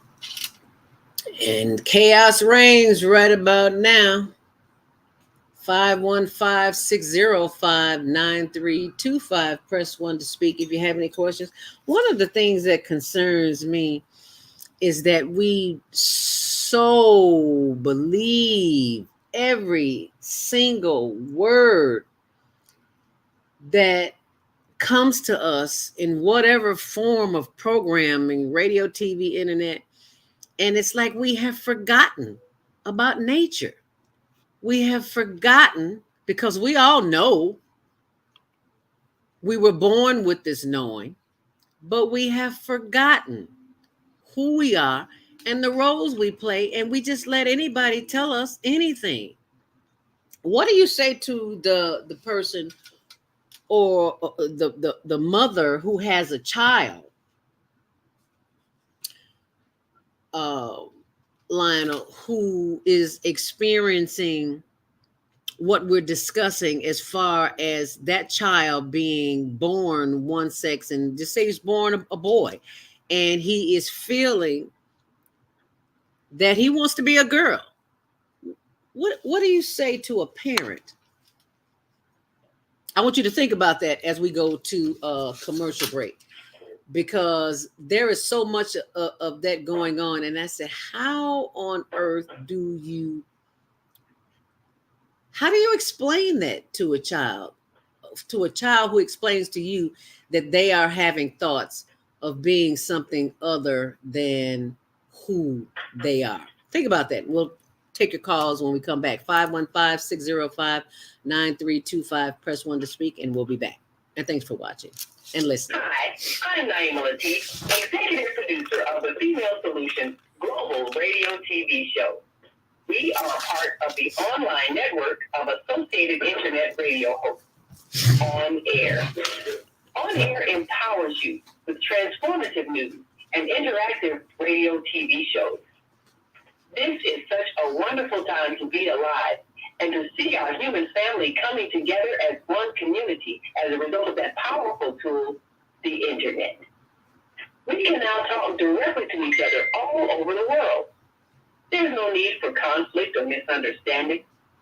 There's no need for violence to solve our differences. We can talk to each other face to face until we reach an agreement. On Air offers a fantastic global guide to communicators from all over the world who are using their internet platform to inspire us to strive to be our best selves in order to become the kind, compassionate, loving people we were all born to be. Once we do that, we'll see planet Earth transformed into a place of peace. Subscribe to the recommended YouTube channel, Facebook pages, and podcasts created by these Voices of Enlightenment. On Air provides daily news briefs and a weekly magazine to keep you abreast of events and opportunities.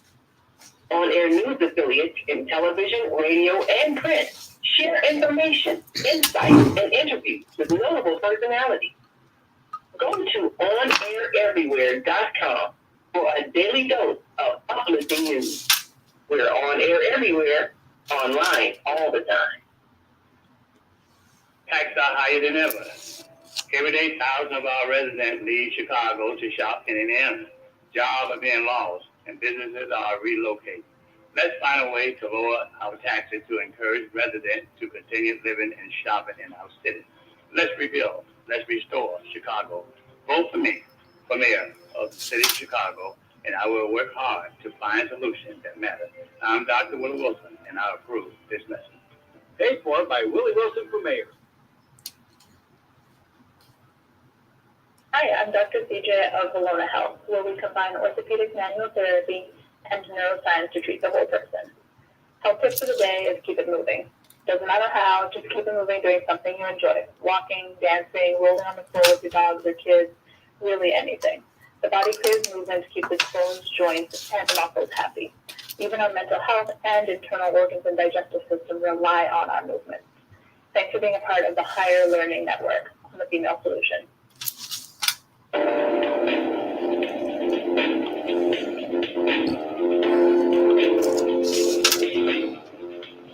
And welcome back to the Female Solution. Higher Learning with Zelda Speaks on Monday Morning Mindfulness. That was the voice of Dr. CJ Mimi. Congratulations.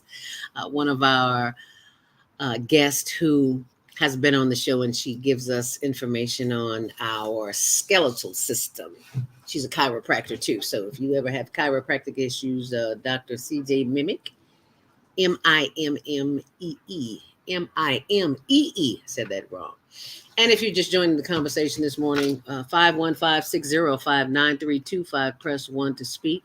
If you are watching, and Hamid is watching from Chicago, Ziad.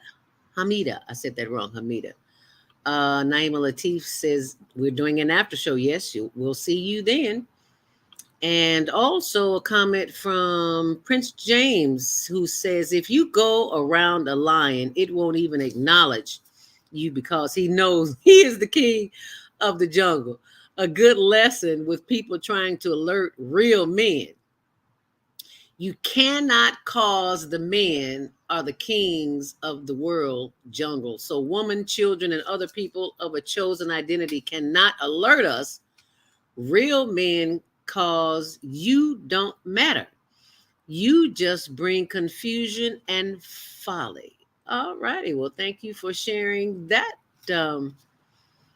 comment. As we return to our host, Brother Lionel Abdul Haqq, of community cultivations. Oh, we've got a call. We got to get these calls. 407-701. You are live on the Female Solution Grand Rising. What's your name? Where you're calling from? And what's your comment as it relates to fatherhood and masculinity? Hi, who's this? Grand Rising, Zelda. This is Beata in Florida. Hi, Beata. Saturday night, Friday morning host on the Female Solution. Yes, ma'am. And I wanted to just comment that I watched a trailer recently about what is a woman? And there was a really interesting segment of the trailer from a woman who had transferred into a man's body, and she was confessing that she probably wouldn't live very long because of the treatment she had to become a man. Evidently, the hormone treatment and the surgery and all that process has weakened the body and changed the body to a point of bringing on early death. So it just pointed out to me, and this is on the Daily Wire network. You have to be a member, but they do have a trailer going on this particular documentary, What is a Woman? And it's crazy, some of the things people are saying in this documentary. But the consequences became evident in this woman's testimony, that all that work that people go through in terms of surgery and hormone treatment, it turns out it's very damaging to the body. So the consequences are showing up from these people's choices to attempt to change their physical nature, as Kufi put it well. And as Kwame always reminds us, we have a nature deficit disorder. Yes. And that's what part of the problem is. So thank you, Lionel and Zelda, for bringing up this topic, because it's important that our youth know that the consequences can shorten your life if you're thinking about this type of lifestyle.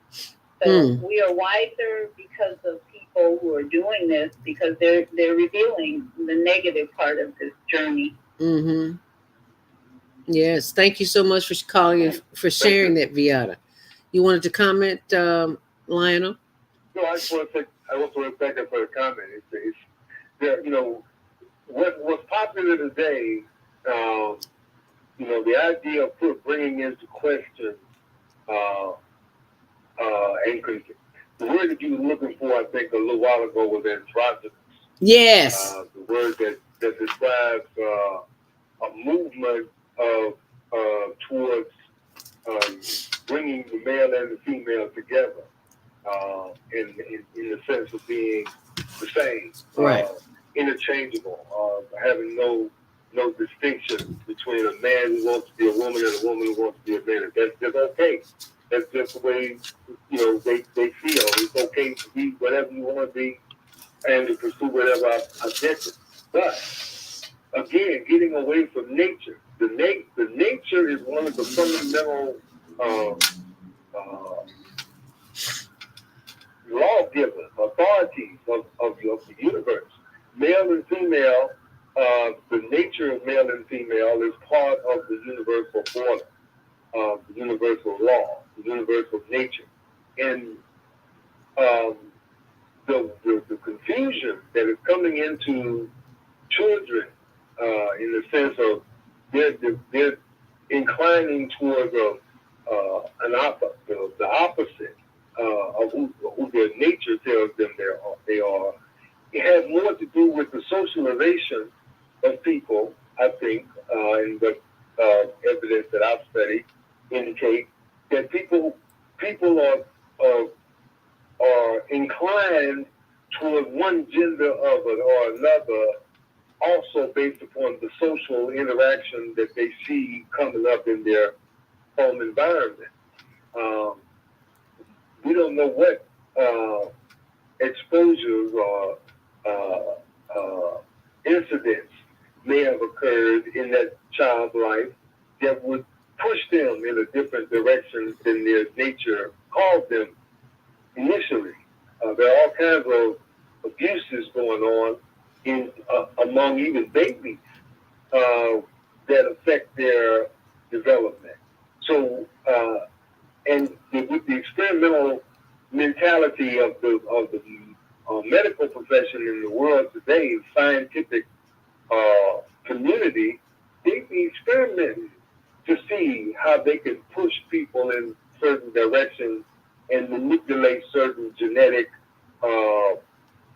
codes in order to experiment, see what they can do. Mm-hmm. So this is all part of the equation of understanding how we are getting the situations that we're getting. But it all comes down to the fact that we're getting away from the natural order that was established by the divine creator of the universe, who created male and female distinctly for the purpose of evolving our consciousness and our social reality.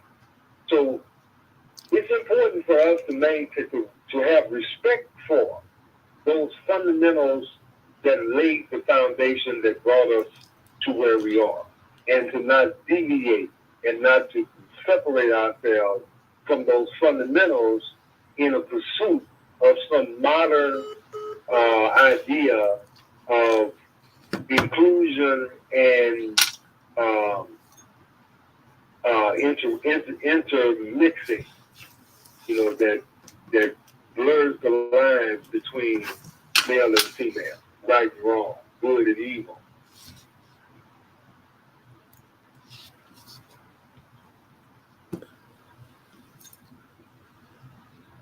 So that's the point I would like to make on that. That it's important to understand that a lot of the things that we're experimenting with, we are not getting the information as to the full information as to what the consequences of that experimentation is. And you don't know how that is going to affect you in the future, because all we are concerned about is right now. And right now we're going to take some calls. 515-605-9325. Press 1 to speak. Let's go to the phone lines. 520-296. Grand Rising, you're live on the Female Solution. What's your question or comment as it relates to fatherhood and masculinity? Who's calling? This is Mama AZ. Hey, Mama AZ. Yes, we can. How you doing, dear? I'm so grateful to have my new day started out by this important, intelligent wisdom. Thank you, Brother Lionel, and thank you, Sister Zelda, and yes, ma'am, to your listening audience. I really appreciate this wisdom that I'm learning, and you're right, Brother Lionel. It's so much going on that we don't know what those individuals had to go through, maybe still going through, to get them to the point that they chose to make the decisions that they are making, or they made. So you're correct, and thank you for that insight and that enlightenment. Thank you, sister, for having this on having Brother Lionel today on this new day. And thank you so much for calling. Continued good health and healing to you, Mama AZ in Arizona. We appreciate you. Thank you so much for calling this morning. Let's take another call. Thank us. Amen. 678-634. You are live on the Female Solution, Grand Rising. What's your name? Where you're calling from? And what's your comment as it relates to fatherhood and masculinity? Good morning, Grand Rising. Grand Rising. Host Dr. Debbie Green. Oh, Debbie. Hello. Hi, Debbie. Thank you, for calling, Dr. Debbie. Yes. Great topic information. I just want to share just a little light on this topic. There is factors that actually are very active of the why. Like when you ask the question, why would a person want to change who they are? Because there's several things that happen, and it occurs in the family, yes, because of different core beliefs, different missing parts, such as, if I can give you an example, if there is not a father present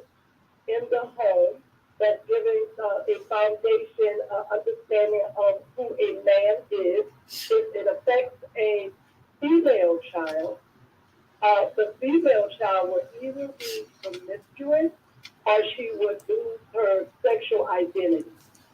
Then she becomes what they call either bisexual, gay, or transgender because of not having that component, you see what I'm saying, in the family. That's just one factor. Now, if it's, of course, if it's the mother to the son, the mother has some type of dysfunction or is not present with the male child, the male child either comes anger, because men tend to hold in anger more than women. So he becomes anger towards the female gender. So what happens is he becomes what they call possibly narcissistic, wanting to be control the woman, being a womanizer. And if he doesn't go that direction, then he goes according to the other direction, which is being gay, which is leading another, like moving against what is, even though you would think if they don't like or if they don't agree with mom, they would not want to be a woman. But it's almost like making some type of mockery. That's the word I'm looking for, sir. Thank you so much. Mockery of the female gender. So it's in the mind. And some, because of my studies over the years, they believe that it is a genetic factor that they're born with. Because some people you would talk to say, no, I was born this way. I always, like little boys, I'm always playing with dogs. I've always did this. I always did that. But what happens is they may think that they always did, but no one interrupted them. They may see a little 3-year-old child playing with Barbie dolls, and he's a boy. And no one interrupted and say, wait a minute, don't do, you should be playing with this. You should be playing with toy trucks or whatever. But then what happens is it changes the way that person feels about themselves. That's what I'm saying. It changes, and here we come with the technology of today. Okay, we're dealing with social media. We're dealing with all types of clicks of, when the person doesn't feel belong at home, doesn't feel accepted, or in some type of dysfunctional home, and then we'll go into this. Because one thing about the gay community, they're very accepting. They don't bash because they understand. They understand that, like I said, they come from so many different factors. So that's one point I want to also make to you. And there is in the DSM, which is the diagnostic medical, we call it dictionary of doctors, there is a diagnosis, a mental diagnosis, where a female, now this is the hardest thing about this, it's not the male. If the female would think that she is a male, and she would stand, and she would literally urinate standing, she would do everything that the male does. Wow. And it's not just your normal gay lifestyle. No, this is what that person really truly thinks they are. And it becomes an issue. It becomes an issue because now it's a diagnosis. They have great anxiety behind that. They go into depression, even psychosis, possibly suicidal, ideation, thinking, and all of this. So there is a diagnosis for this. And now, what? Of course, if you go walking up to a gay person and tell them, they're like, you don't know what you do, and immediately get the defense because no one wants to admit. But St. Zelda, I tell you, the last 10 years, within the last 10 years, it was removed from the diagnostic DSM. Gay lifestyle, transgender lifestyle was a diagnosis, a mental illness. Really? They removed it. They removed it? They removed it. Mm-hmm. Oh, so it's not a mental illness anymore. Well, it was. If you go back 10 years ago, you would see it in there. But they took it out because of, I guess, some type of law or freedom of right or whatever the case is. Because I didn't do that much research on it. But it was a mental illness. So now it's an epidemic because, again, the adolescents here at the hospital, that's where I reside, they are, the majority of them are either bisexual or gay. Between the ages of 12 and 17. Wow. Had no idea. Wow. Thank you. Thank you. Wow. Thank you. Thank you for bringing such a fresh clinical perspective to the conversation. I had no idea. I thought that. Go ahead, Lionel. I'd like to hear your comment on that. I'm not surprised that they have taken that out. It's changed. I also wanted to mention the fact that the role of people in Hollywood and in media, such as Prince and Michael Jackson, in terms of the feminine, androgynous appearances, styles that they both promoted. Michael Jackson in particular, and Prince too.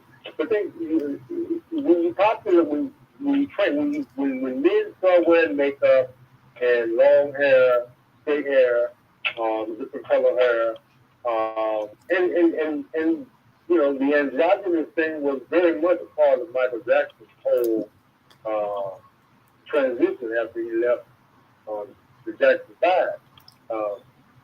This influences people. It influences the whole idea of being a star is that you are a guiding light for people.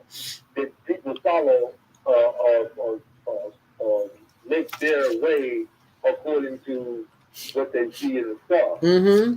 And so this is the reason why it was established. I think Michael Jackson was a major influencer of the whole gay rights movement, the whole androgynous movement.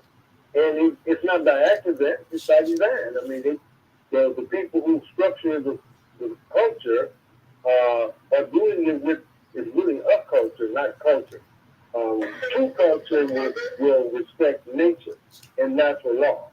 Up culture is of Satan, and it is out to confuse and to disrupt and to reverse the natural law, the natural order. So I definitely consider what we are under in this modern world to be satanic and the occult. These are people who are working willfully to undermine and to control the order of the world against the order of God. That they are building their empire in opposite of the order of God. And where we are today is at the highest level of that degenerate cultural social order that is about to collapse.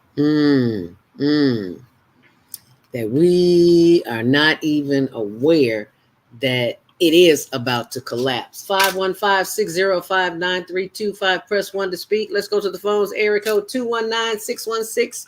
Grand Rising. Where you calling from and what's your comment? Yes, go ahead. Can you hear me? 219-616. Yes, I can. Hi, who's this? Hey, this is Queen Sister Kitten Gray. I'm excited for this conversation. I actually have not been on the whole time, and I would like you to do this show again. It's very much needed. Oh, there's going to be a part 2. I promise you, Miss Kitten Gray. Yes. So this is something that is it hurts me every day. Every day I feel the pain of what is going on with the Black man. And I see it all around me. And as I'm raising my children, I struggle with this. I absolutely am on board with the 2 conversations that I just heard, the one about the clinical and then about Michael Jackson and Prince. And I remember, because I'm a child of the 70s, I came of age in the 80s, and I was a mother in the 90s. So I can even think back to when I was in kindergarten and I was in love with Sesame Street. And yeah, seriously, that was when I think back my first introduction to homosexuality when I didn't even know it. There were these two men by the name of Ernie and Bert. Oh. And they Ernie and Bert, and they were not brothers, they were not family, they were characters on Sesame Street, but they slept in the same room. Who were they to each other? They were not kids either. They lived in a house together. Okay. And then I remember someone that my mom had brought my brother this doll, and it was a Flip Wilson doll. On one side, that Flip Wilson doll, it would say, just all kinds of stuff. You pull it, and then you turn it. You knew what it would say. Kill it. I smell a ratness coming from your direction. Anyway, it was a man that flipped from girl to boy. And I'm like, why would my mother buy that doll for my brother? That was a Christmas gift. But I just started thinking back to when was my first introduction to male in a male, not in a male role, or female not in a female role. And I can think back to like 5 years old and those things. I went to see Sesame Street live, and I saw Ernie and Bert. They weren't little kids like me, but they were these men that slept in the same room. But after I researched as an adult, I realized that that gay men were the ones who wrote the Sesame Street show. It was gay men, and they were introducing that stuff. And I remember there was this one song that was written for Sesame Street, but it ended up, they only played it a couple of times because they said it was too provocative, and it was taken off the air because people kept writing in. And I don't know if you guys remember this song called Hey Baby, I'm the Telephone Man. I do believe so. Yeah, if you show me where you want it, I'll put it where I can. I'll put it in your bedroom. I'll put it in the wall. I'll put it in the hallway. I'll hang it on the wall. You can have it with a buzz. You can have it with a ring. And if you really want it, you can have a ding-a-ling. Oh. Say, hey, lad. Yeah.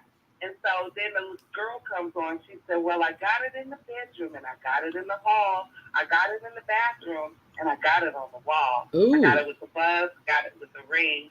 And when he got through, I got that ding-a-ling to say, hey, laddie. Ooh. Anyway, that's from a little kid. I remember the stuff. And then now I'm raising my kids. And my son was so in love with, what's the big purple thing? Barney? Barney. So, yeah, he was in love with Barney. And then Barney had other characters that you didn't know what sex they were. Oh, no, we're at the end. Well, we're going to have an after show, so don't go anywhere. For those who are listening, you hear that music playing in the background. If you are on the switchboard and you want to comment, Naima Latif will be joining us in just a minute. We're going to do the after show because this is too powerful to just end it right here. If you take a look on the screen, there are, I forgot to mention earlier, in our efforts to help the homeless, we have decided to make some t-shirts. And as you can see, they say a variety of things: inhale affirmations, exhale negative self-talk. And just go to my blog, zeldaspeaks.wordpress.com, and you'll see these powerful reminders of how you can continue to experience life. But for right now, on the switchboard, if you're on the switchboard or you want to call in right now, 515-605-9325, you got to press 1 to speak if you want us to take your call, because the switchboard cuts off calls after 9 o'clock. That's why you got to meditate to activate. Anyway, so press 1 now. And if you're still on social media with us, no, your mic is already open, so you're already there. So just hold on for a second. And Lionel, are you going to be able to stay with us?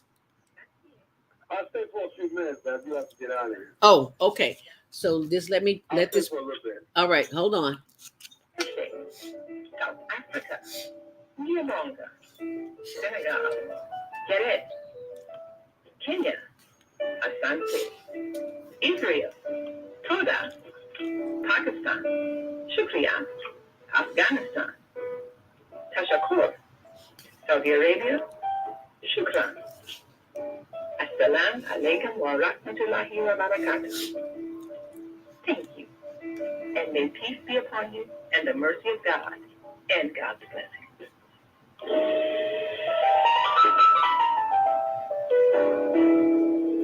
Grand Rising and welcome to the after show. We are live on the after show here with the executive producer of the Female Solution, also the producer of On Air Everywhere, and that would be Naima Latif. Yay! She's joined us for the after show. We still have Brother Lionel Abdul Haqq of Community Cultivations on the line with us, and we also have one of Indiana's most prominent queens, Kitten Cat Gray, and you go be sure and look her up on Facebook. But welcome, Naima, and thank you so much for joining us for the after show. Brother Lionel Abdul Haqq is still with us, and I wanted him to complete his thought before we continue with the after show. You were saying, Brother Lionel? I just want to add the idea that,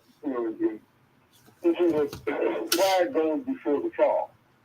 Mm-hmm. And if you look back historically, you'll see that Greece and Rome began to decline and actually went into collapse as a result of the advancement of homosexuality and sinful, immoral behavior that at the peak of its society when it started to decline and it fell. Sodom and Gomorrah, most of the civilizations, many civilizations, as they grow in material strength and sensational, carnal appetites become more and more prominent in the society, is when the society begins to go into decline and collapse. It's harder to control people, it's harder to have people cooperate with each other in a hedonistic, selfish, carnally motivated, appetite-driven society. It's easier to manipulate and exploit people, which is why so many societies gravitate towards that. It dumbs the people down, and then it excites their material and carnal appetites to the point where they are easy to exploit. And that's the reason why so many societies do that. And when they say pride goes before the fall, the whole concept of the pride movement, the gay pride movement, that has risen to such a level in the modern world, I think is a bad sign that we are in a very dangerous place in our society, in the sense of how other societies in the past went into decline and collapse. As this idea of sensual, carnal experimentation becomes more and more pervasive. You are absolutely, I totally agree with that. I want to share some of the comments that we have. Prince James says, always look at who's financing any project in Hollywood. All these pop-up narratives to interrupt us men. Natural living is just a joke to us sound men. We don't even pay attention to it. We're busy raising what we have created, not what others created for entertainment. Ha ha ha ha. No one can change the essence of the sun. All right, now only a cloud passes by this, and this will too. Okay. The sun is the male, and the soon is the female. moon, probably. Oh, the moon is the female. Okay. They work together without distraction. Yin and yang for life. And Medunit, I'm not sure what that means, but thank you, Prince James, for that. He also says men like me don't even acknowledge these sick perverts who are just running ratchet. Okay. All right. All right, Prince James. Naima, you want to chime in, my dear? Oh, this is quite interesting. Yes, it is. And it's interesting. Kitten, who spoke of the song on Sesame Street, I remember that song. And I think at the time I was not aware of the underlying sexual connotations of the song. None of us were. A cute song, and probably children were not either, but adults hearing it would hear the underlying connotations. But that you can find in everything, because adults create cartoons, they create children's shows. I didn't know a lot of the little adult jokes that were in the Bugs Bunny cartoons and everything else that we watched as children. So children aren't going to hear it, but adults who make those things up, they do it for adult humor because they know adults will hear it. And that's another subliminal thing, as we talked about, the subliminal messages. But the interesting thing about what's happening in our world today with the transgender, the blending of the sexes, all of this, and I'm going to take this on a whole different level. So travel with me, people. Okay. I'm ready to go beyond. We are being challenged to grow spiritually so that our understanding of existence is in line with the existence. We are life force energy inside a biological, biochemical, bioelectric structure. And that structure affects our behavior.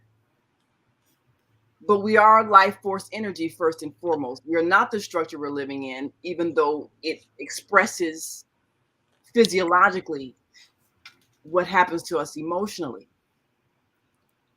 Now, a lot of religions, and I was listening earlier to Andrew Nelson and Lionel talk about the history of the nation and Islam and all of that.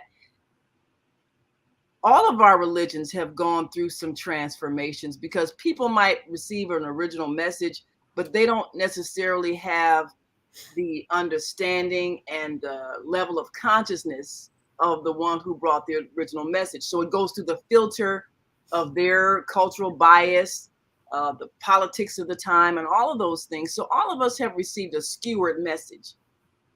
And many of the things that were taught and were understood eons ago were taken out of our modern day religions. One of those things being that we are eternal beings having many different life experiences inside a physical structure. And we've been everything because it's part of our soul's growth and evolution. We've even interacted with people from other worlds who understand this naturally.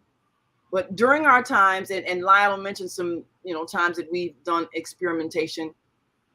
Now these things are coming to light. Where during the times of Lemuria and Atlantis, places that for a long time were considered mythical, they did a lot of really bad experimentation, tampering with our bodies, our sexuality, our DNA, and all of those things, and ultimately blew up half the planet, which is why those continents are no longer here. But much of our understanding about life and existence has been taken out of our current religions. One of those things being that as eternal beings, we go through many different lives as both male and female. And I've even shared this on a number of shows, and I think other hosts have as well. Dolores Cannon, who's long known as a hypnotherapist, she explains what she discovered through her clients, that what happens if you've had many different lives as a male, and then you decide, well, for my understanding of the female experience, I need to be a female. Maybe that first time or first couple of times you make the switch, something in you, your soul, your life force, your soul's memory still feels more akin to that opposite sex that you used to be. And so somebody who has been a male for many lives comes into a body that they chose, because we actually participate in the formation of this body that we're inhabiting. We come into this female body that we've chosen to have as a female experience, but we still feel like a male, or vice versa. We've been a female for many different lifetimes, and we need to understand that male experience. And so we choose a male body to come into, but we still feel like females. So that's on a spiritual level what happens when people feel at a very early age, I'm not male or I'm not female, even though their body says one thing, but their mind says something else. So that's what's happening on that level. And then you also have the reality of what's happening with our food supply, the tampering of our supply, where, you can change things in food and genetically modify food. Well, that's going to affect your body. You are what you eat. And we know now that if you eat if men eat a lot of estrogen rich foods, they're going to be influenced by that and feel feminine. So sometimes some of that is part of the sexual gender confusion. Now, the difficult thing is when someone is born one sex, let's say you've been born a male, but all your life you've been feeling like a female, and now we have the technology to actually change your body structure and your genitalia. How is that affecting our society? Well, one of the things that it's really forcing us to do is go back to our original knowledge that we are life force energy inhabiting a body. We're not this body. So we need to remove the condemnation of people that are going through confusions for whatever reasons, either because they're having a difficult time making that switch, or because their physical body has been tampered with biochemical situations, food supply, water supply, all those things. Whatever the reason, we need to remove the condemnation of it as something of a moral failing that needs to be punished, because that's what we did a lot in the past. Very cruel things to people who were different, torturings, beatings, all these things around our sexuality where we were condemning people. We have to evolve out of that low conscious level understanding, because if we're going to evolve and be ready to meet the rest of the family of the existence that exists beyond Earth, we have to be able to respect people as the being that they are, regardless of what they look like, regardless of how they're expressing their life, regardless of what it appears to be, or if it's different than what we understand. We have to be able to respect them as a living being. And here on Earth, we've been way too obsessed with how people express their sexuality. We have to grow out of that, because most things that people do sexually, and I agree with Kofi, why are we paying attention? Ignore that. Right. Well, how is it my business what you are doing with your body or anything else? Right. If you're not harming another life force, then why am I obsessing about how you're using your sexual energy? Now, you can misuse sexual energy, which we see misuse of it all the time and I think it's been said earlier, I think Brother Lionel talked about, the ways that we are manipulating, misusing sex, sex trafficking, obsessing about physical pleasure to the point where people are manipulated by trying to focus on the pleasuring of their physical body. So they do become easily manipulated. We have to grow out of that. And so all of these things, we're challenged to grow, and we're challenged to understand existence beyond this physical body. And we're challenged to understand life beyond just the pleasure that can be obtained in a physical body. We're challenged to remember that we are the eternal life force energy inside a body. That's who we are first and foremost. In order for us to be ready to meet and respect people who are different, that live in other worlds, we have to overcome this extreme prejudice that we have against someone who is different, or whose ways we don't understand or agree with, or somebody who physically we might find attractive. We have to outgrow that, because otherwise we'll keep doing the same things we've been doing. What have we been doing? We brutalize people that are different. And I believe Dr. Debbie spoke of those young people, many of them who are suicidal because they're being picked on, they're being bullied, because they're not understood, because they're being condemned. And sometimes their bullying is being allowed by ultra religious people who think, oh, they're evil, they need to be punished. No one needs to be punished for what they are, or what they look like, or even how they're expressing their sexuality. We need to understand life, and we need to understand life that goes beyond this physical body, because all of us are expressions of the life force energy of creation we call God. All of us. So when we can get to that point of understanding, then we'll be safe enough to be able to meet with those who truly are different without attacking them, trying to kill them, trying to suppress them because we fear them, because we've learned to fear anything that we don't understand. Now, I spoke about in my book, Visits from the Dream State, an encounter that I had with a being. They were not even necessarily humanoid. They were more insectozoid. They looked more like a praying mantis. But, very nice guy. He's about my height and weight, but he looked like a praying mantis. In my mind, I'm saying, oh, sure is ugly. But,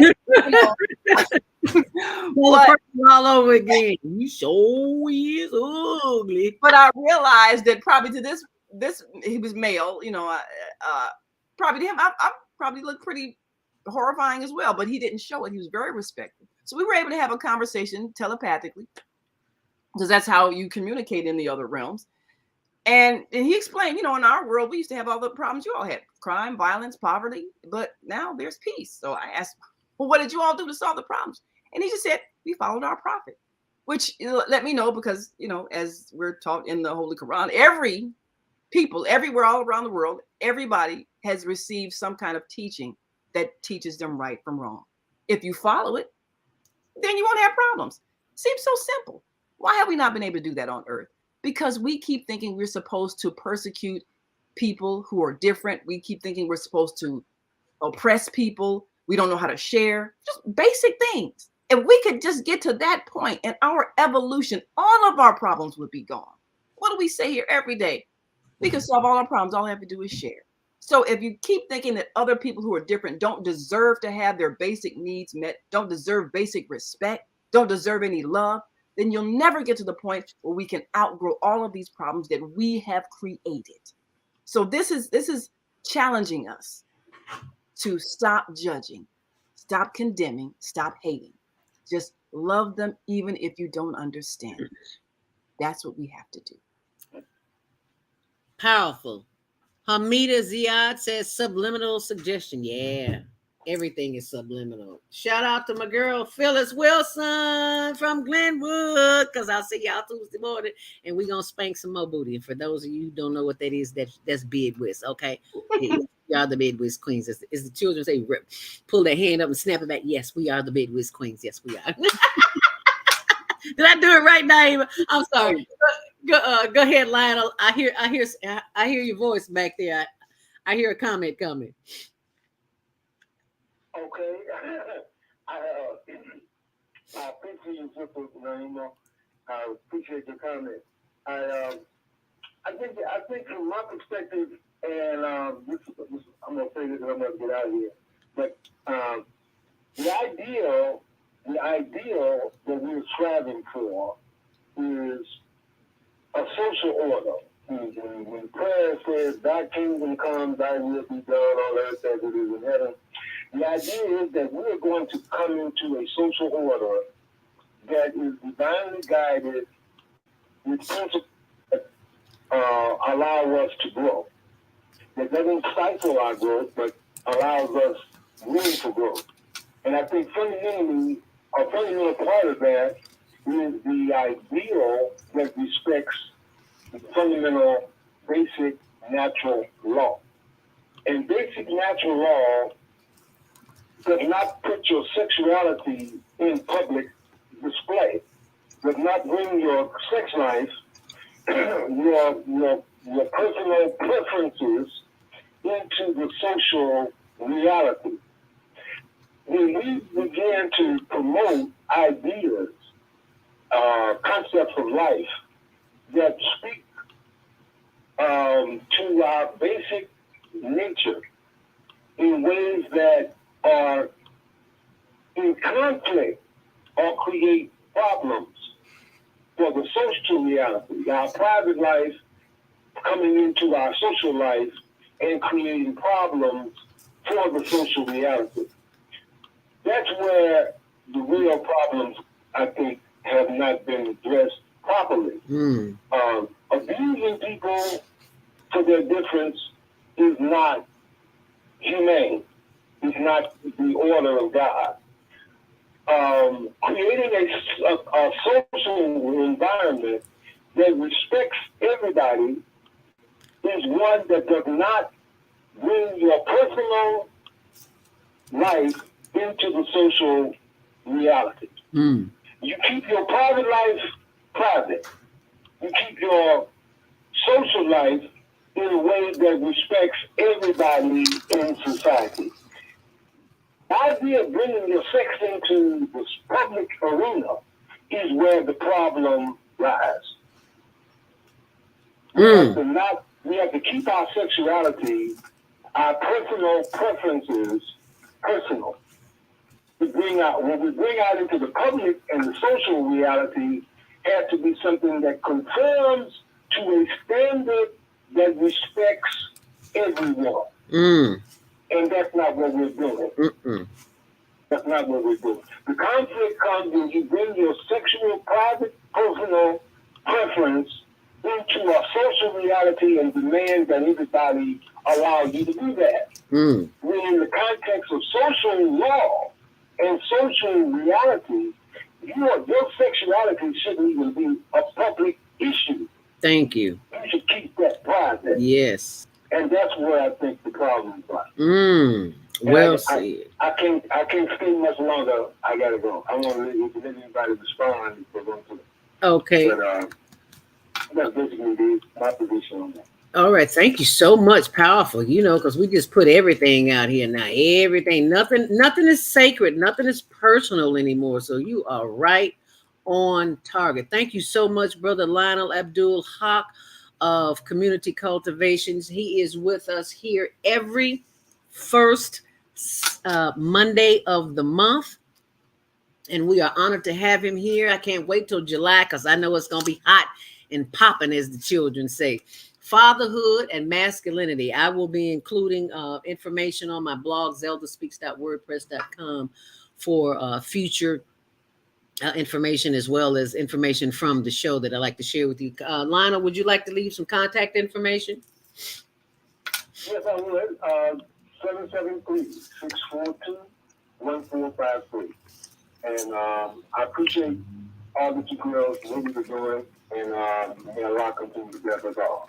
And that is Lionel Abdul Haqq. If you want to reach him, there's the number on the screen, 773-642-1453. And if you'd like to continue the conversation with him, not right now because he's got to go, please feel free to do that. Thank you so much, Lionel Abdul Haqq. We appreciate you, and we look forward to having you on next month, the first Monday of every month, as we continue the show of Fatherhood and Masculinity. Why is it disappearing? Part 1. This is part 1. We'll finish part 2 next. We'll post it on my blog, zeldaspeaks.wordpress.com. Go ahead, Naima. Thank you so much, Brother Lionel. Yeah, this is always a hot button issue. Salam. Yes, assalamu alaikum, and thank you so much for joining us, Brother Lionel. Always appreciating your wisdom. This is always such a hot button issue. Anything involving sexuality is challenging for human beings because our understanding of sex has been so twisted and so full of emotionally charged feelings because it's been weaponized over the centuries. Think of the times when people could be beaten to death for engaging in sex with someone that the religious structure had not approved of, or families even today doing what they call honor killings of somebody, if a woman in their family was sexually involved with someone they didn't approve of. So and then we've had people who've been homosexual who've been killed, people burned to death, and all of these things, or labeled mentally ill and institutionalized for life. So one's sexuality has been such an intense issue because we have such little understanding of sex. We don't know what it is. We don't understand that it's the most powerful life force energy, the most powerful creative energy. We don't understand it, and so it gets misused and manipulated and weaponized. And when we can grow to an understanding of sexuality, then we'll see more healthy expressions of it, and not ways that are exploitive or lacking in sensitivity or abusive. But we first have to understand and respect the energy, the creative energy of what sexuality is. Now, there are a lot of cultures that don't want any kind of sexual expression between male and female, male and male, female and female. And matter of fact, my niece who lives in China, she lives and works in China, her and her husband. There was a big issue that came up. I guess two of the high school students, I think, were seen walking holding hands, which is a no-no. So, there was punishments that were discussed, what should happen, were they going to be expelled and all of that, because they were holding hands. You're not supposed to have any kind of contact at all that could be in any way seen as, sexually expressive. So now we know people touch each other all the time here in this culture, but some cultures it's like no contact. And even in Muslim countries, of course, there are a lot of culturally women and men, you don't touch each other at all. You don't shake hands. You don't hold hands. You don't nothing. Not even husband and wife in public express any kind of affection. So some cultures don't want any kind of sexual expression between human beings at all. And then you have other cultures. And a friend of mine that went to Nigeria, he's American, went to Nigeria, and his friend from Nigeria was holding his hand walking down the street. And he felt very uncomfortable because the man was not gay. It was just holding hands between men is not seen as a sexual thing. It's just something men do. Like hey brother, walk down the street holding hands. So that was a different culture. Now here, if you saw two men holding hands, you'd be, oh, they're gay, okay. Some people might get offended. Some like, well, whatever. And then you have people where homosexuality, and we've got various places where it's openly expressed, where you might see same-sex couples kissing. The mayor of this city made a point to be expressive and affectionate to her wife during her inauguration. We were there, we covered it. Mm-hmm. So there are some people who that offends, and they are upset if they see it openly displayed. So do you create laws that say people may not engage in physical displays of affection that could be construed as sexual, particularly if they are of the same sex, because it offends some people? Do you make a law like that? And how and who would enforce that? And how could you possibly enforce that without abusing people? So this is the challenge that we have as a human family in these times, to look at ourselves and see what our beliefs about sex are. Are they healthy or are they twisted? Are they evolving out of centuries of abuse of each other about sex? Do we find certain actions shameful and disgusting? And how do we get a standard that everybody can agree on? Because everybody can't agree. Going from place to place, you will see different standards. So this is the challenge that we have. And we have it for a reason. It's for us to grow. It's for us to grow up. It's for us to evolve. It's for us to see ourselves not as a body with a spirit, but a spirit inside a body. And we're going to let this body go and go back to the spirit realm and continue our experiences. So if we're basing all of our evaluations on who's worthy, who's decent, if we're basing all of our judgments on a body, then we still haven't understood the spiritual lesson of existence. And that's the challenge that we have. Now, I know a lot of people feel like, well, what do you say about what people just want to have sex on the street? You know, I think it's like anything else. You respect the general culture of where you are out of respect for people's sensitivities. I was reading this book. I'm sorry. It's at 9:30. You got to go. I don't want to keep talking. You know how I am. No, I'm good. Okay.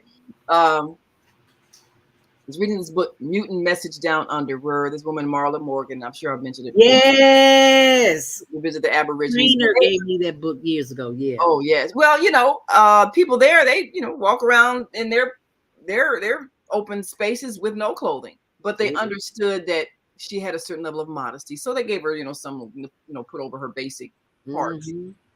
For her, it was still like, oh, I'm not really wearing any clothes, but they did, and they put on clothes, and they said they did it out of respect for her modesty. So that's really what we have to do. Respect the modesty of the people where you are. I had a friend who visited a sister from, I forgot which country it was from, but, that African country, the women, were topless. And I think she was Kenyan. Mm-hmm. Anyway, he came to visit her and she had on a long skirt and no top. So he was very embarrassed. He was like, oh my God, because men aren't used to seeing women just walking around with their breasts. And she was like, well, in my country, it's nothing. Right. So, I think she eventually went and put on a blouse. She kind of teased him a bit like, you're so silly. But she realized he was truly embarrassed and was having a hard time looking at her, talking to her and everything because of his level of modesty. So if we're going to coexist, we have to respect each other's level of modesty and not feel that people should decrease their level of modesty because it's not our level of modesty. We should be respectful. Many women in the Muslim community that I've been a part of for the last 30, 35 years, many of them come from countries where women wear veils. You don't show your face in public. And when they got here, this was way before COVID, like back in the 80s, 90s. Well, in America, you covering your face, you walking into a place, that means you're a bandit about to rob the place. So they were getting stopped by security. Like, what are you doing? You got to take that off. And they went, no. And so this one woman, and she hardly spoke English. The security actually was going to arrest her. And she was crying, distraught. She called her husband, who spoke better English, and he had to come to the store where she was trying to shop and explain to the security that this is our custom. She's not coming here to rob you. Right. So again, culture. Right. And you might have some people who feel like, well, I'm not covering my body. I'm not covering my parts. I don't care about these people. But again, if we're going to coexist, then what we should do is respect the modesty of the people where we live. What is the saying in Rome? Do what Romans do, whatever. Sometimes you don't want to do what Romans do because sometimes it's decadent. But, on a higher level, if people have a certain level of modesty, just be respectful. That's not going to kill you. Nope. I understand that people who are in a relationship don't feel like, well, I shouldn't be able to express my affection to my spouse just because these people don't agree. And that's another thing. as we respect each other's modesty, we also have to respect each other's rights. So if I'm somewhere with my spouse and we're holding hands, we're hugging, we're kissing, and all this sort of thing, you know, maybe we get a little affection. Oh, okay, it's my spouse.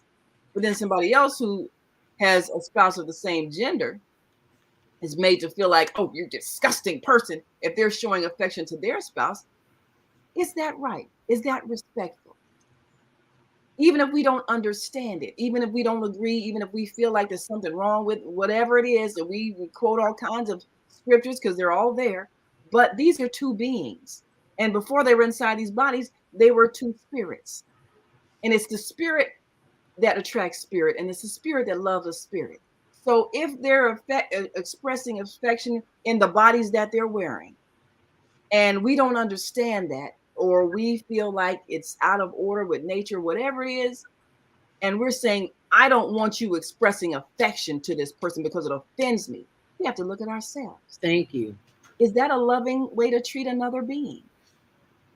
So it's all of these things that we have to consider as we grow as a human family, respecting people, respecting their sense of modesty, respecting customs and cultures, but also respecting rights. And we should be able to get to a point of commonality where we're not attacking each other because we don't understand things.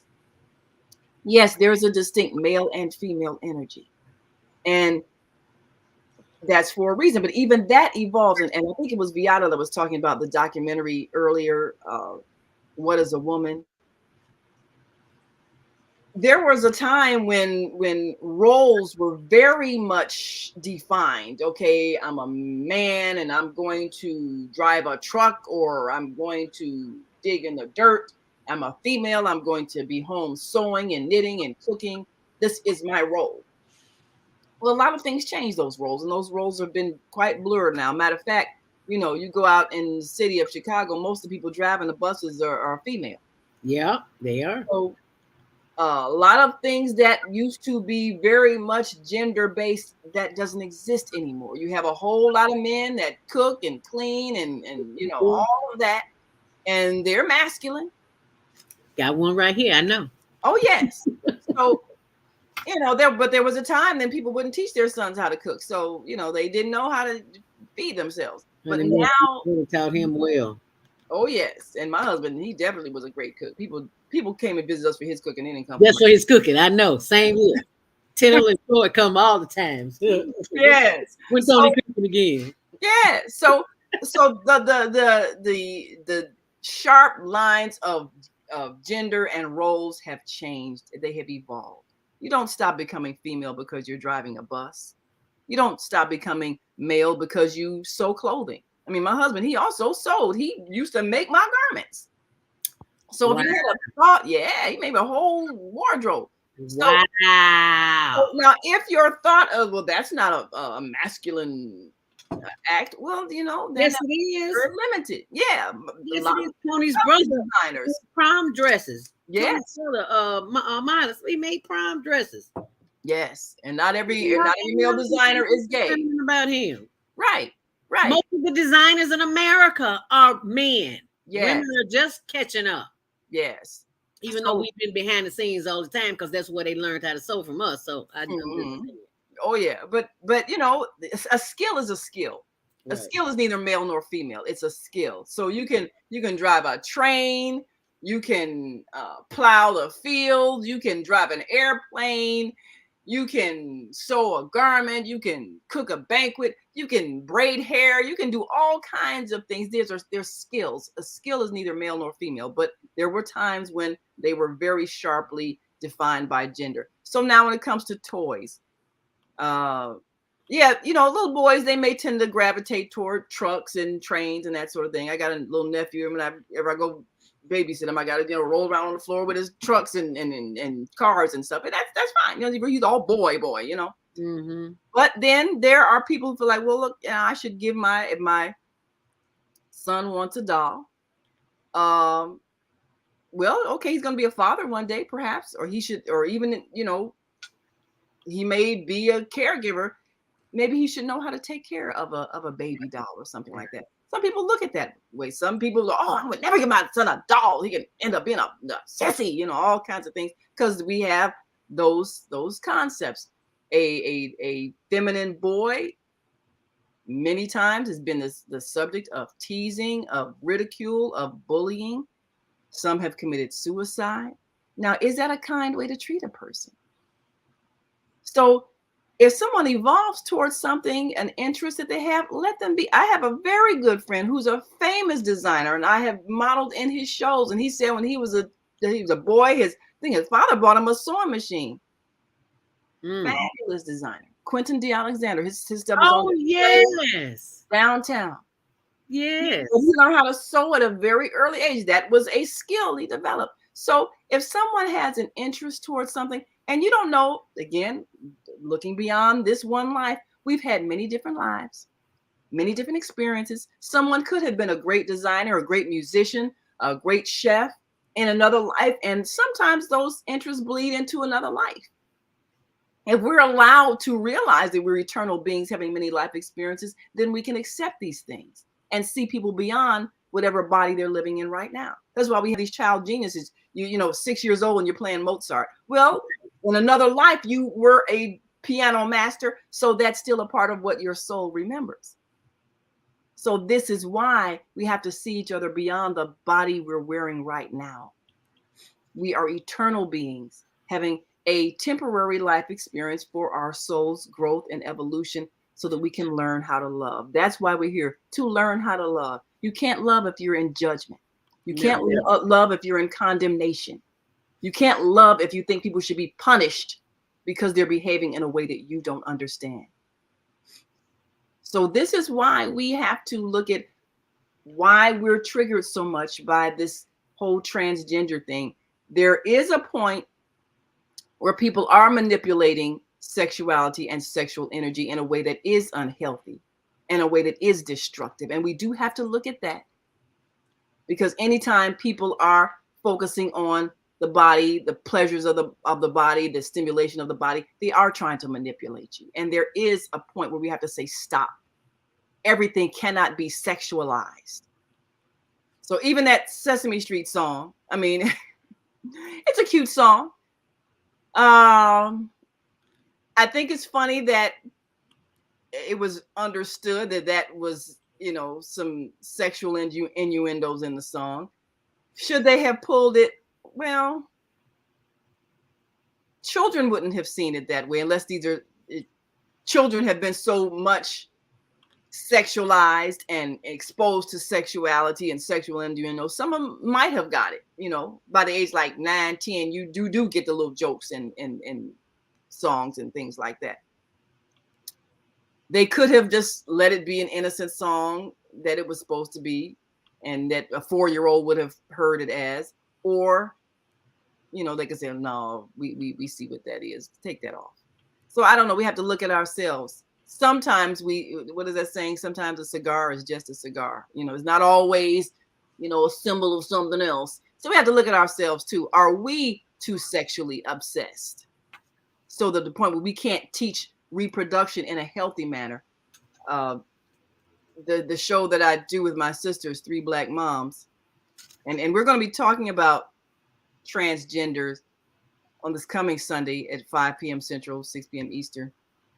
And it's definitely a very intense subject, because my 2 sisters, they are diametrically opposed in a lot of issues like this. But we're going to have a guest on that is dealing with, you know, transgender child, a child who is feeling that they should be the opposite sex, or, you know, someone who feels gay, they're attracted to the same sex. How does a parent deal with that? You have to love your child. And if you're condemning your child, well, you are pushing them towards suicide because you don't understand something. You can't beat their sexuality out of them. You can't shame it out of them. When a child is born, you're discovering who they are. And if they are expressing something you don't understand, you love them anyway.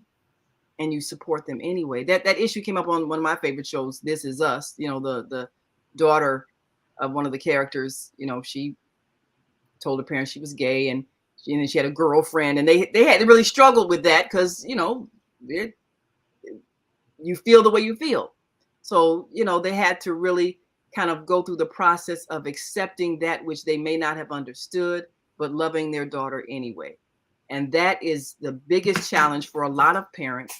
I know that's why a lot of homeless teens now been kicked out of the house. Some of them being kicked out for being gay. And you deal with homeless people all the time. You know what the homeless life is like. Just imagine when you're a teenager and you're homeless, yep, and you're trying to figure out how you're going to eat every day. And yep, what crime did you commit? Well, I love the same gender in an intimate way. So I need to be made to sleep on the cold concrete? Really? Right. Is that a loving society that would do that to a person? So everything that we're going through is to be a mirror to us. How much have we learned how to love? And when we see unloving behavior, that means we still have not learned. That's why we got to keep going through these life experiences. You don't graduate from the earth school until you learn how to love. That's why we have all these experiences. And when you graduate, then you can go to a place where there's only love. But you can't go there until it's inside of you. As long as you feel like you need to condemn somebody, you need to hurt somebody, you need to punish somebody because they're different than you, you can't graduate from the earth. Excuse me.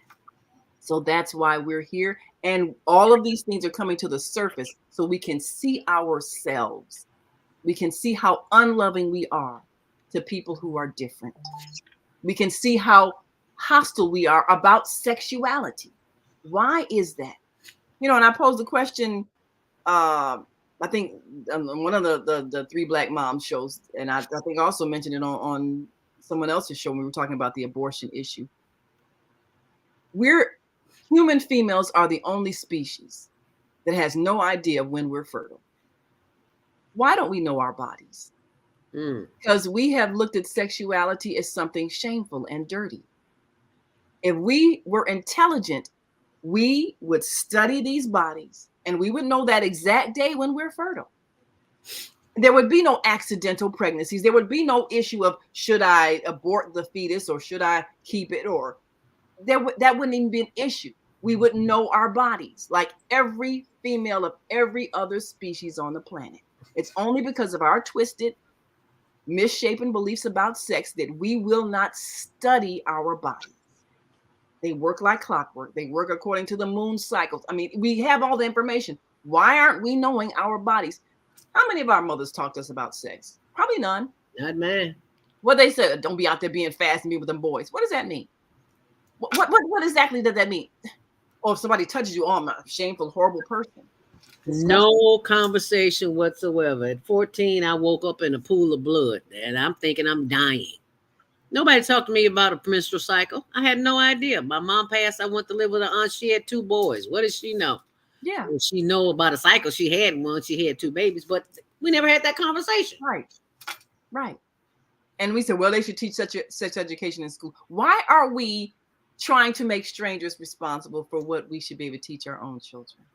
How does your body work? What are the signs for when you are fertile and your egg has been released and is ready for fertilization from a sperm? What are the physical signs? They're right there. And you can know the exact day when you are fertile if you pay attention. But if your parents, in their own lack of knowledge, if your mother makes you feel like, oh, yeah, that's nasty, then you don't even look at your genitalia. You don't even know how it works. You don't even know the sensitive parts. You don't know any of that.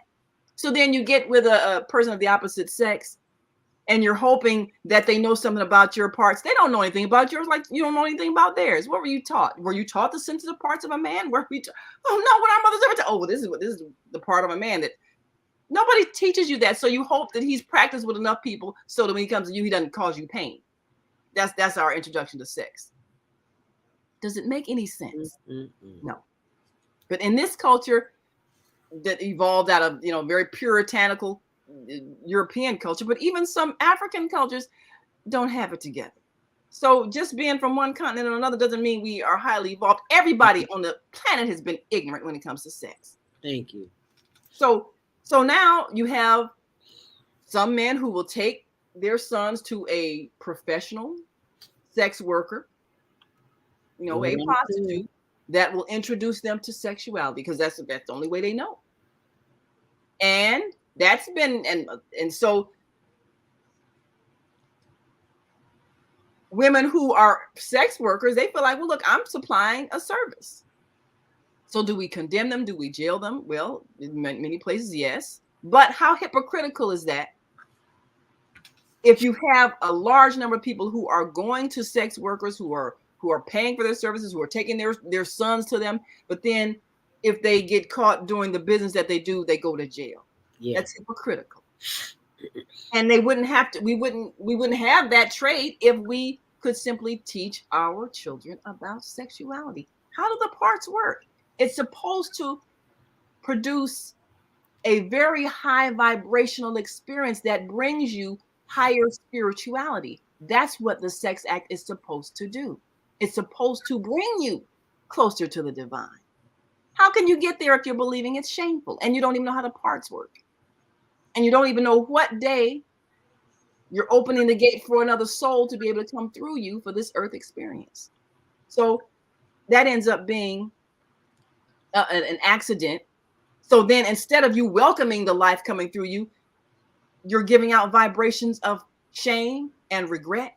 You're sending that to the soul coming to you. They're already injured before they get born because of the way you're perceiving your pregnancy. If it didn't happen according to a plan, which it could have been if you knew your body.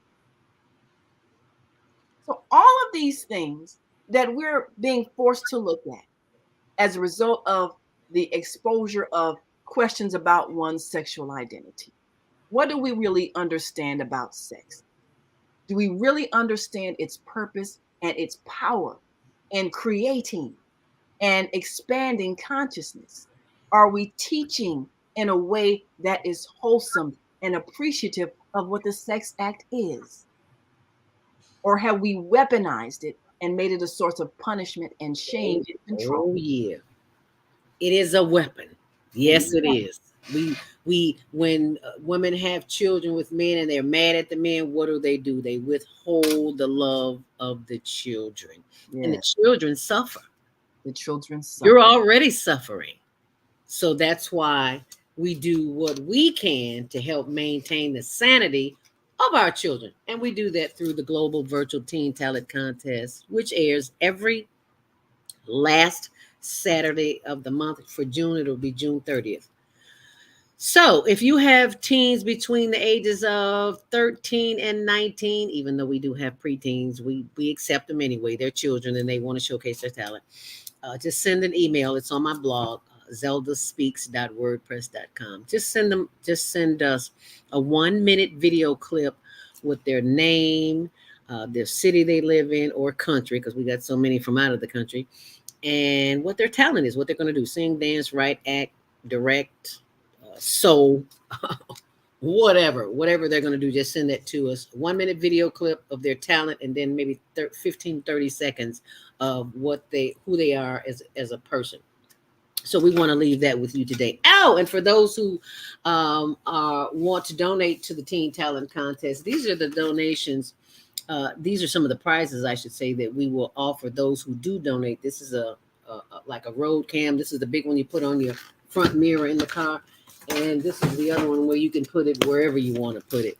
When you make a donation to the Teen Talent Contest, of $50 or more, because that helps us fund the contest. You know, we need T-shirts and things of that nature. So you have a tax-deductible donation available to you, $50 or more, as well as if you play $50 or more, we will send you a T-shirt as well. Excuse me. Wow. These are the T-shirts you hear me talk about in the morning.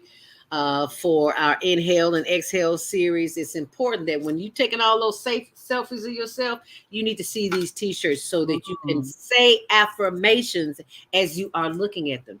Inhale affirmations, exhale negative self-talk, especially about the LGBT community, which you know nothing about until you have lived in that person's shoes. You have no right to judge, even if you have lived in their shoes.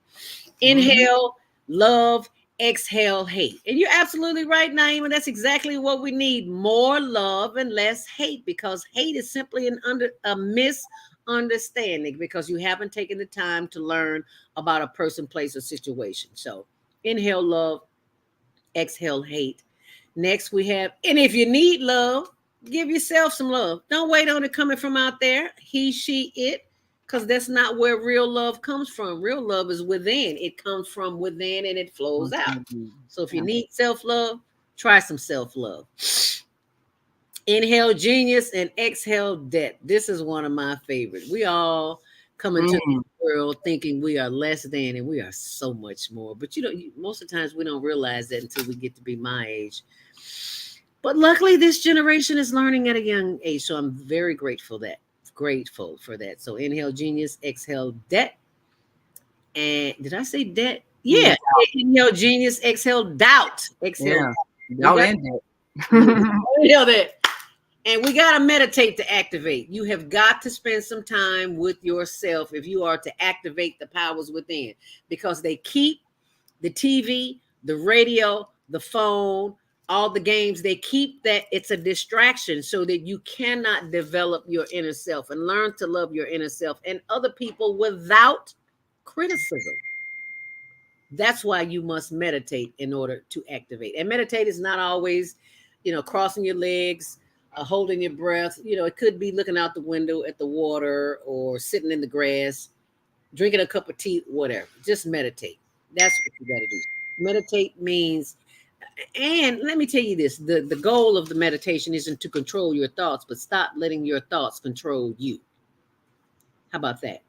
Yes. And this is a favorite because in America, everybody in debt. Inhale wealth, exhale debt. That is, except the 1%, of course, they're wealthy. But if you want to increase your net worth, increase your self-worth first by putting you first. Inhale wealth and exhale debt. Inhale faith and exhale fear. That's what we all living in fear at some point in life because it's something we don't understand. It's foreign to us. So we just need to learn how to inhale faith and trust that the truth will be revealed. Absolutely. And simply trust. Inhale faith, exhale fear. And on that note, tomorrow morning, be sure and tune in for Jody Susan Self-Cell Care. And on Wednesday, what can we expect, Naima? Oh, well, we look forward to another exciting conversation with Maika as she joins us on the second Saturday, and we talk about our growing our own food with our pandemic farms and the work we're going to be doing out in the Pembroke area and some of the work we're doing here in the city of Chicago to revitalize these areas that we thought were just vacant lots with weeds. We're going to look at being able to change what we see in our environment and respect Mother Earth and let her help us with all of her wonderful plants that are for our nourishment. And then, of course, we've got Thursday, Soulful Solutions with Dr. Debbie Green, and Friday, Health and Well-Being with Beata. And then Saturday, going to look at some candidates for office on Saturday and how they're addressing this issue of violence.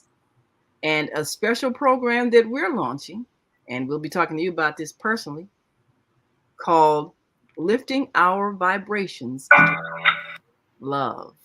We'll talk about that this Saturday. All right, now. Lifting our vibrations, because we're all vibrating. Absolutely. On a different. So what happens if people are maybe feeling bad or angry and upset, and then someone comes in their midst and breaks out in a song or a dance or starts telling jokes? Changes the whole atmosphere, doesn't it? Yes, it does.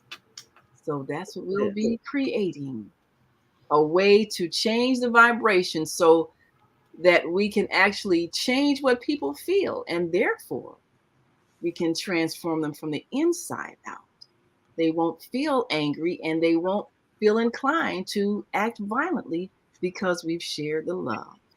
Lifting our vibrations, entertainment. And keep sharing the love, and share the love with a homeless person when you see him. I forgot to mention that we're always in need of butane charcoal heaters and generators. They're always in need. So please remember, when you make a donation to the higherlearningnetwork.org, it is tax deductible, and you'll get gifts. You get the t-shirt or one of these. Okay, so we're going to leave you with the Female Solution promo today. We will see you back here tomorrow morning, 10 a.m. sharp. 7 a.m. sharp. 10 a.m. I got to get out of here. And I'll leave you with the Female Solution promo. Until then, stay on purpose, stay empowered, and stay tuned to more of the Female Solution and the Higher Learning Network TV show. Tuesdays at 6, Wednesdays at 1 on Channel 19, and 24/7 on the worldwide YouTube channel, Higher Learning TV show. Make it a great day. Thanks for watching, and please share this video. Thank you. The Female Solution Global Radio TV show invites you to an invigorating conversation with our team of hosts Monday at 7 a.m. to 9 a.m. Central Time. Start your week with Monday Morning Mindfulness with Zelda Speaks. Tuesdays, Self-Care with Jody Susan. Wednesdays, Repairing Broken Families with Naima Latif and co-host Kareem Hamid. Thursdays, Soulful Solutions with Dr. Debbie Green. And Fridays, Health and Wellbeing with Beata. Saturdays, tune in 12 noon to 2 p.m. Central Time. First Saturday, Success Strategies with Jana. Second Saturday, Wendy Williams Esquire on relationships. Third Saturday, Move Around with Deborah. And fourth Saturday, Wisdom with Mama D. Join us Sundays, 7 p.m. to 9 p.m. Central Time for Soul Purpose Healing with Beata. Call in and comment 515-605-9325. Press 1 to speak to the host and be a part of the solution. And this is the channel in which you can find all of the information you need right here on the Female Solution. Thank you so much for staying with us for the after show. I want to share with you one more time the screen, just so you can see how you can make some money too, because Amazon take money from you. We want to share it with you. So enjoy this, and please share this with someone. Welcome to QuickClick, where customers can buy, share, and earn. Meet Sam. Sam owns an e-commerce business that sells athletic shoes and running gear. Sam wants to increase her sales without increasing marketing spend, so she decides to list her products on QuickClick. On QuickClick, her loyal customers can get paid for sharing her products with their friends. Sam uploads her products to the marketplace, just like she would on Amazon or Shopify. Meet Laura. Laura is in the market for a new pair of shoes and comes across Sam's brand on the QuickClick marketplace. Laura is able to purchase the shoes and check out like she would on any other e-commerce site. After purchasing, Laura receives a unique quick link that she can share with friends to begin earning quick cash. Her friend Jessica opens Laura's quick link on her phone and purchases the pair of shoes. Because Jessica purchases using Laura's quick link, Laura receives quick cash in her account. After purchasing, Jessica can now share her own quick link and begin earning quick cash as well. But QuickClick is more than just your typical referral or affiliate platform. QuickClick rewards customers for sales they directly and indirectly influence. So, for every sale Jessica's new quick link makes, Laura will earn additional quick cash as well, making the potential for earning exponential. Laura and Jessica can transfer their quick cash balance to their bank account at any time, or can even use quick cash to make additional purchases in the app. Meanwhile, Sam can just watch as the sales roll in. Best of all, she doesn't have to worry about costs, since she is only spending marketing dollars when actual purchases are made. Start buying, sharing, and earning today at quickclick.com. And it's really simple. You simply buy something and you share the link and you earn income. And that's what we do. And we hope you'll want to do the same. Instead of giving all your money away, make some money. Welcome to QuickClick, where customers can buy, share, and earn.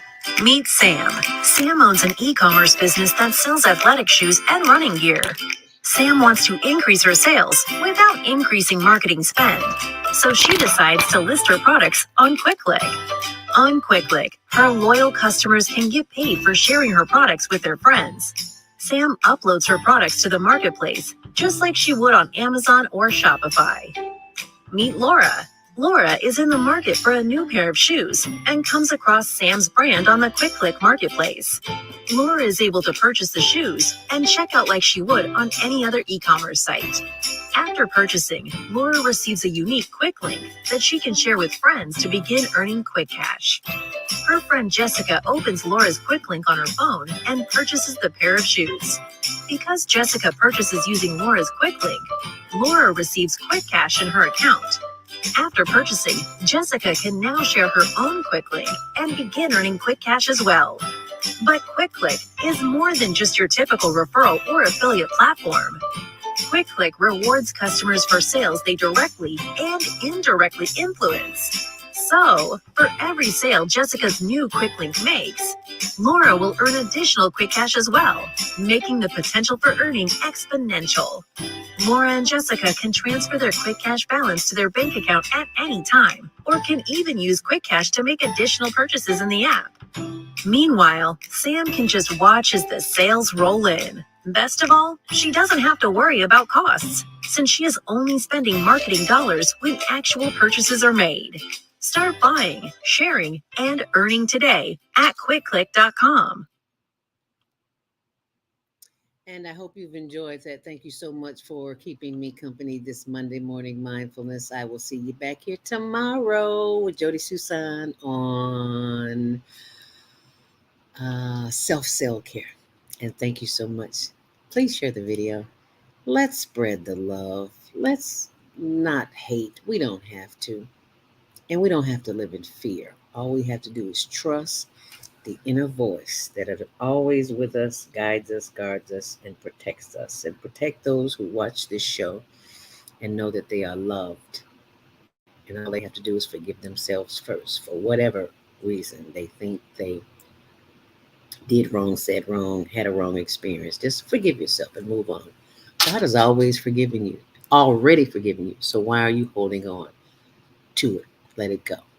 And I got to let you go right now. But thank you so much for watching and sharing. Make it a great day. Namaste. Hotel. Love, peace, and hair grease.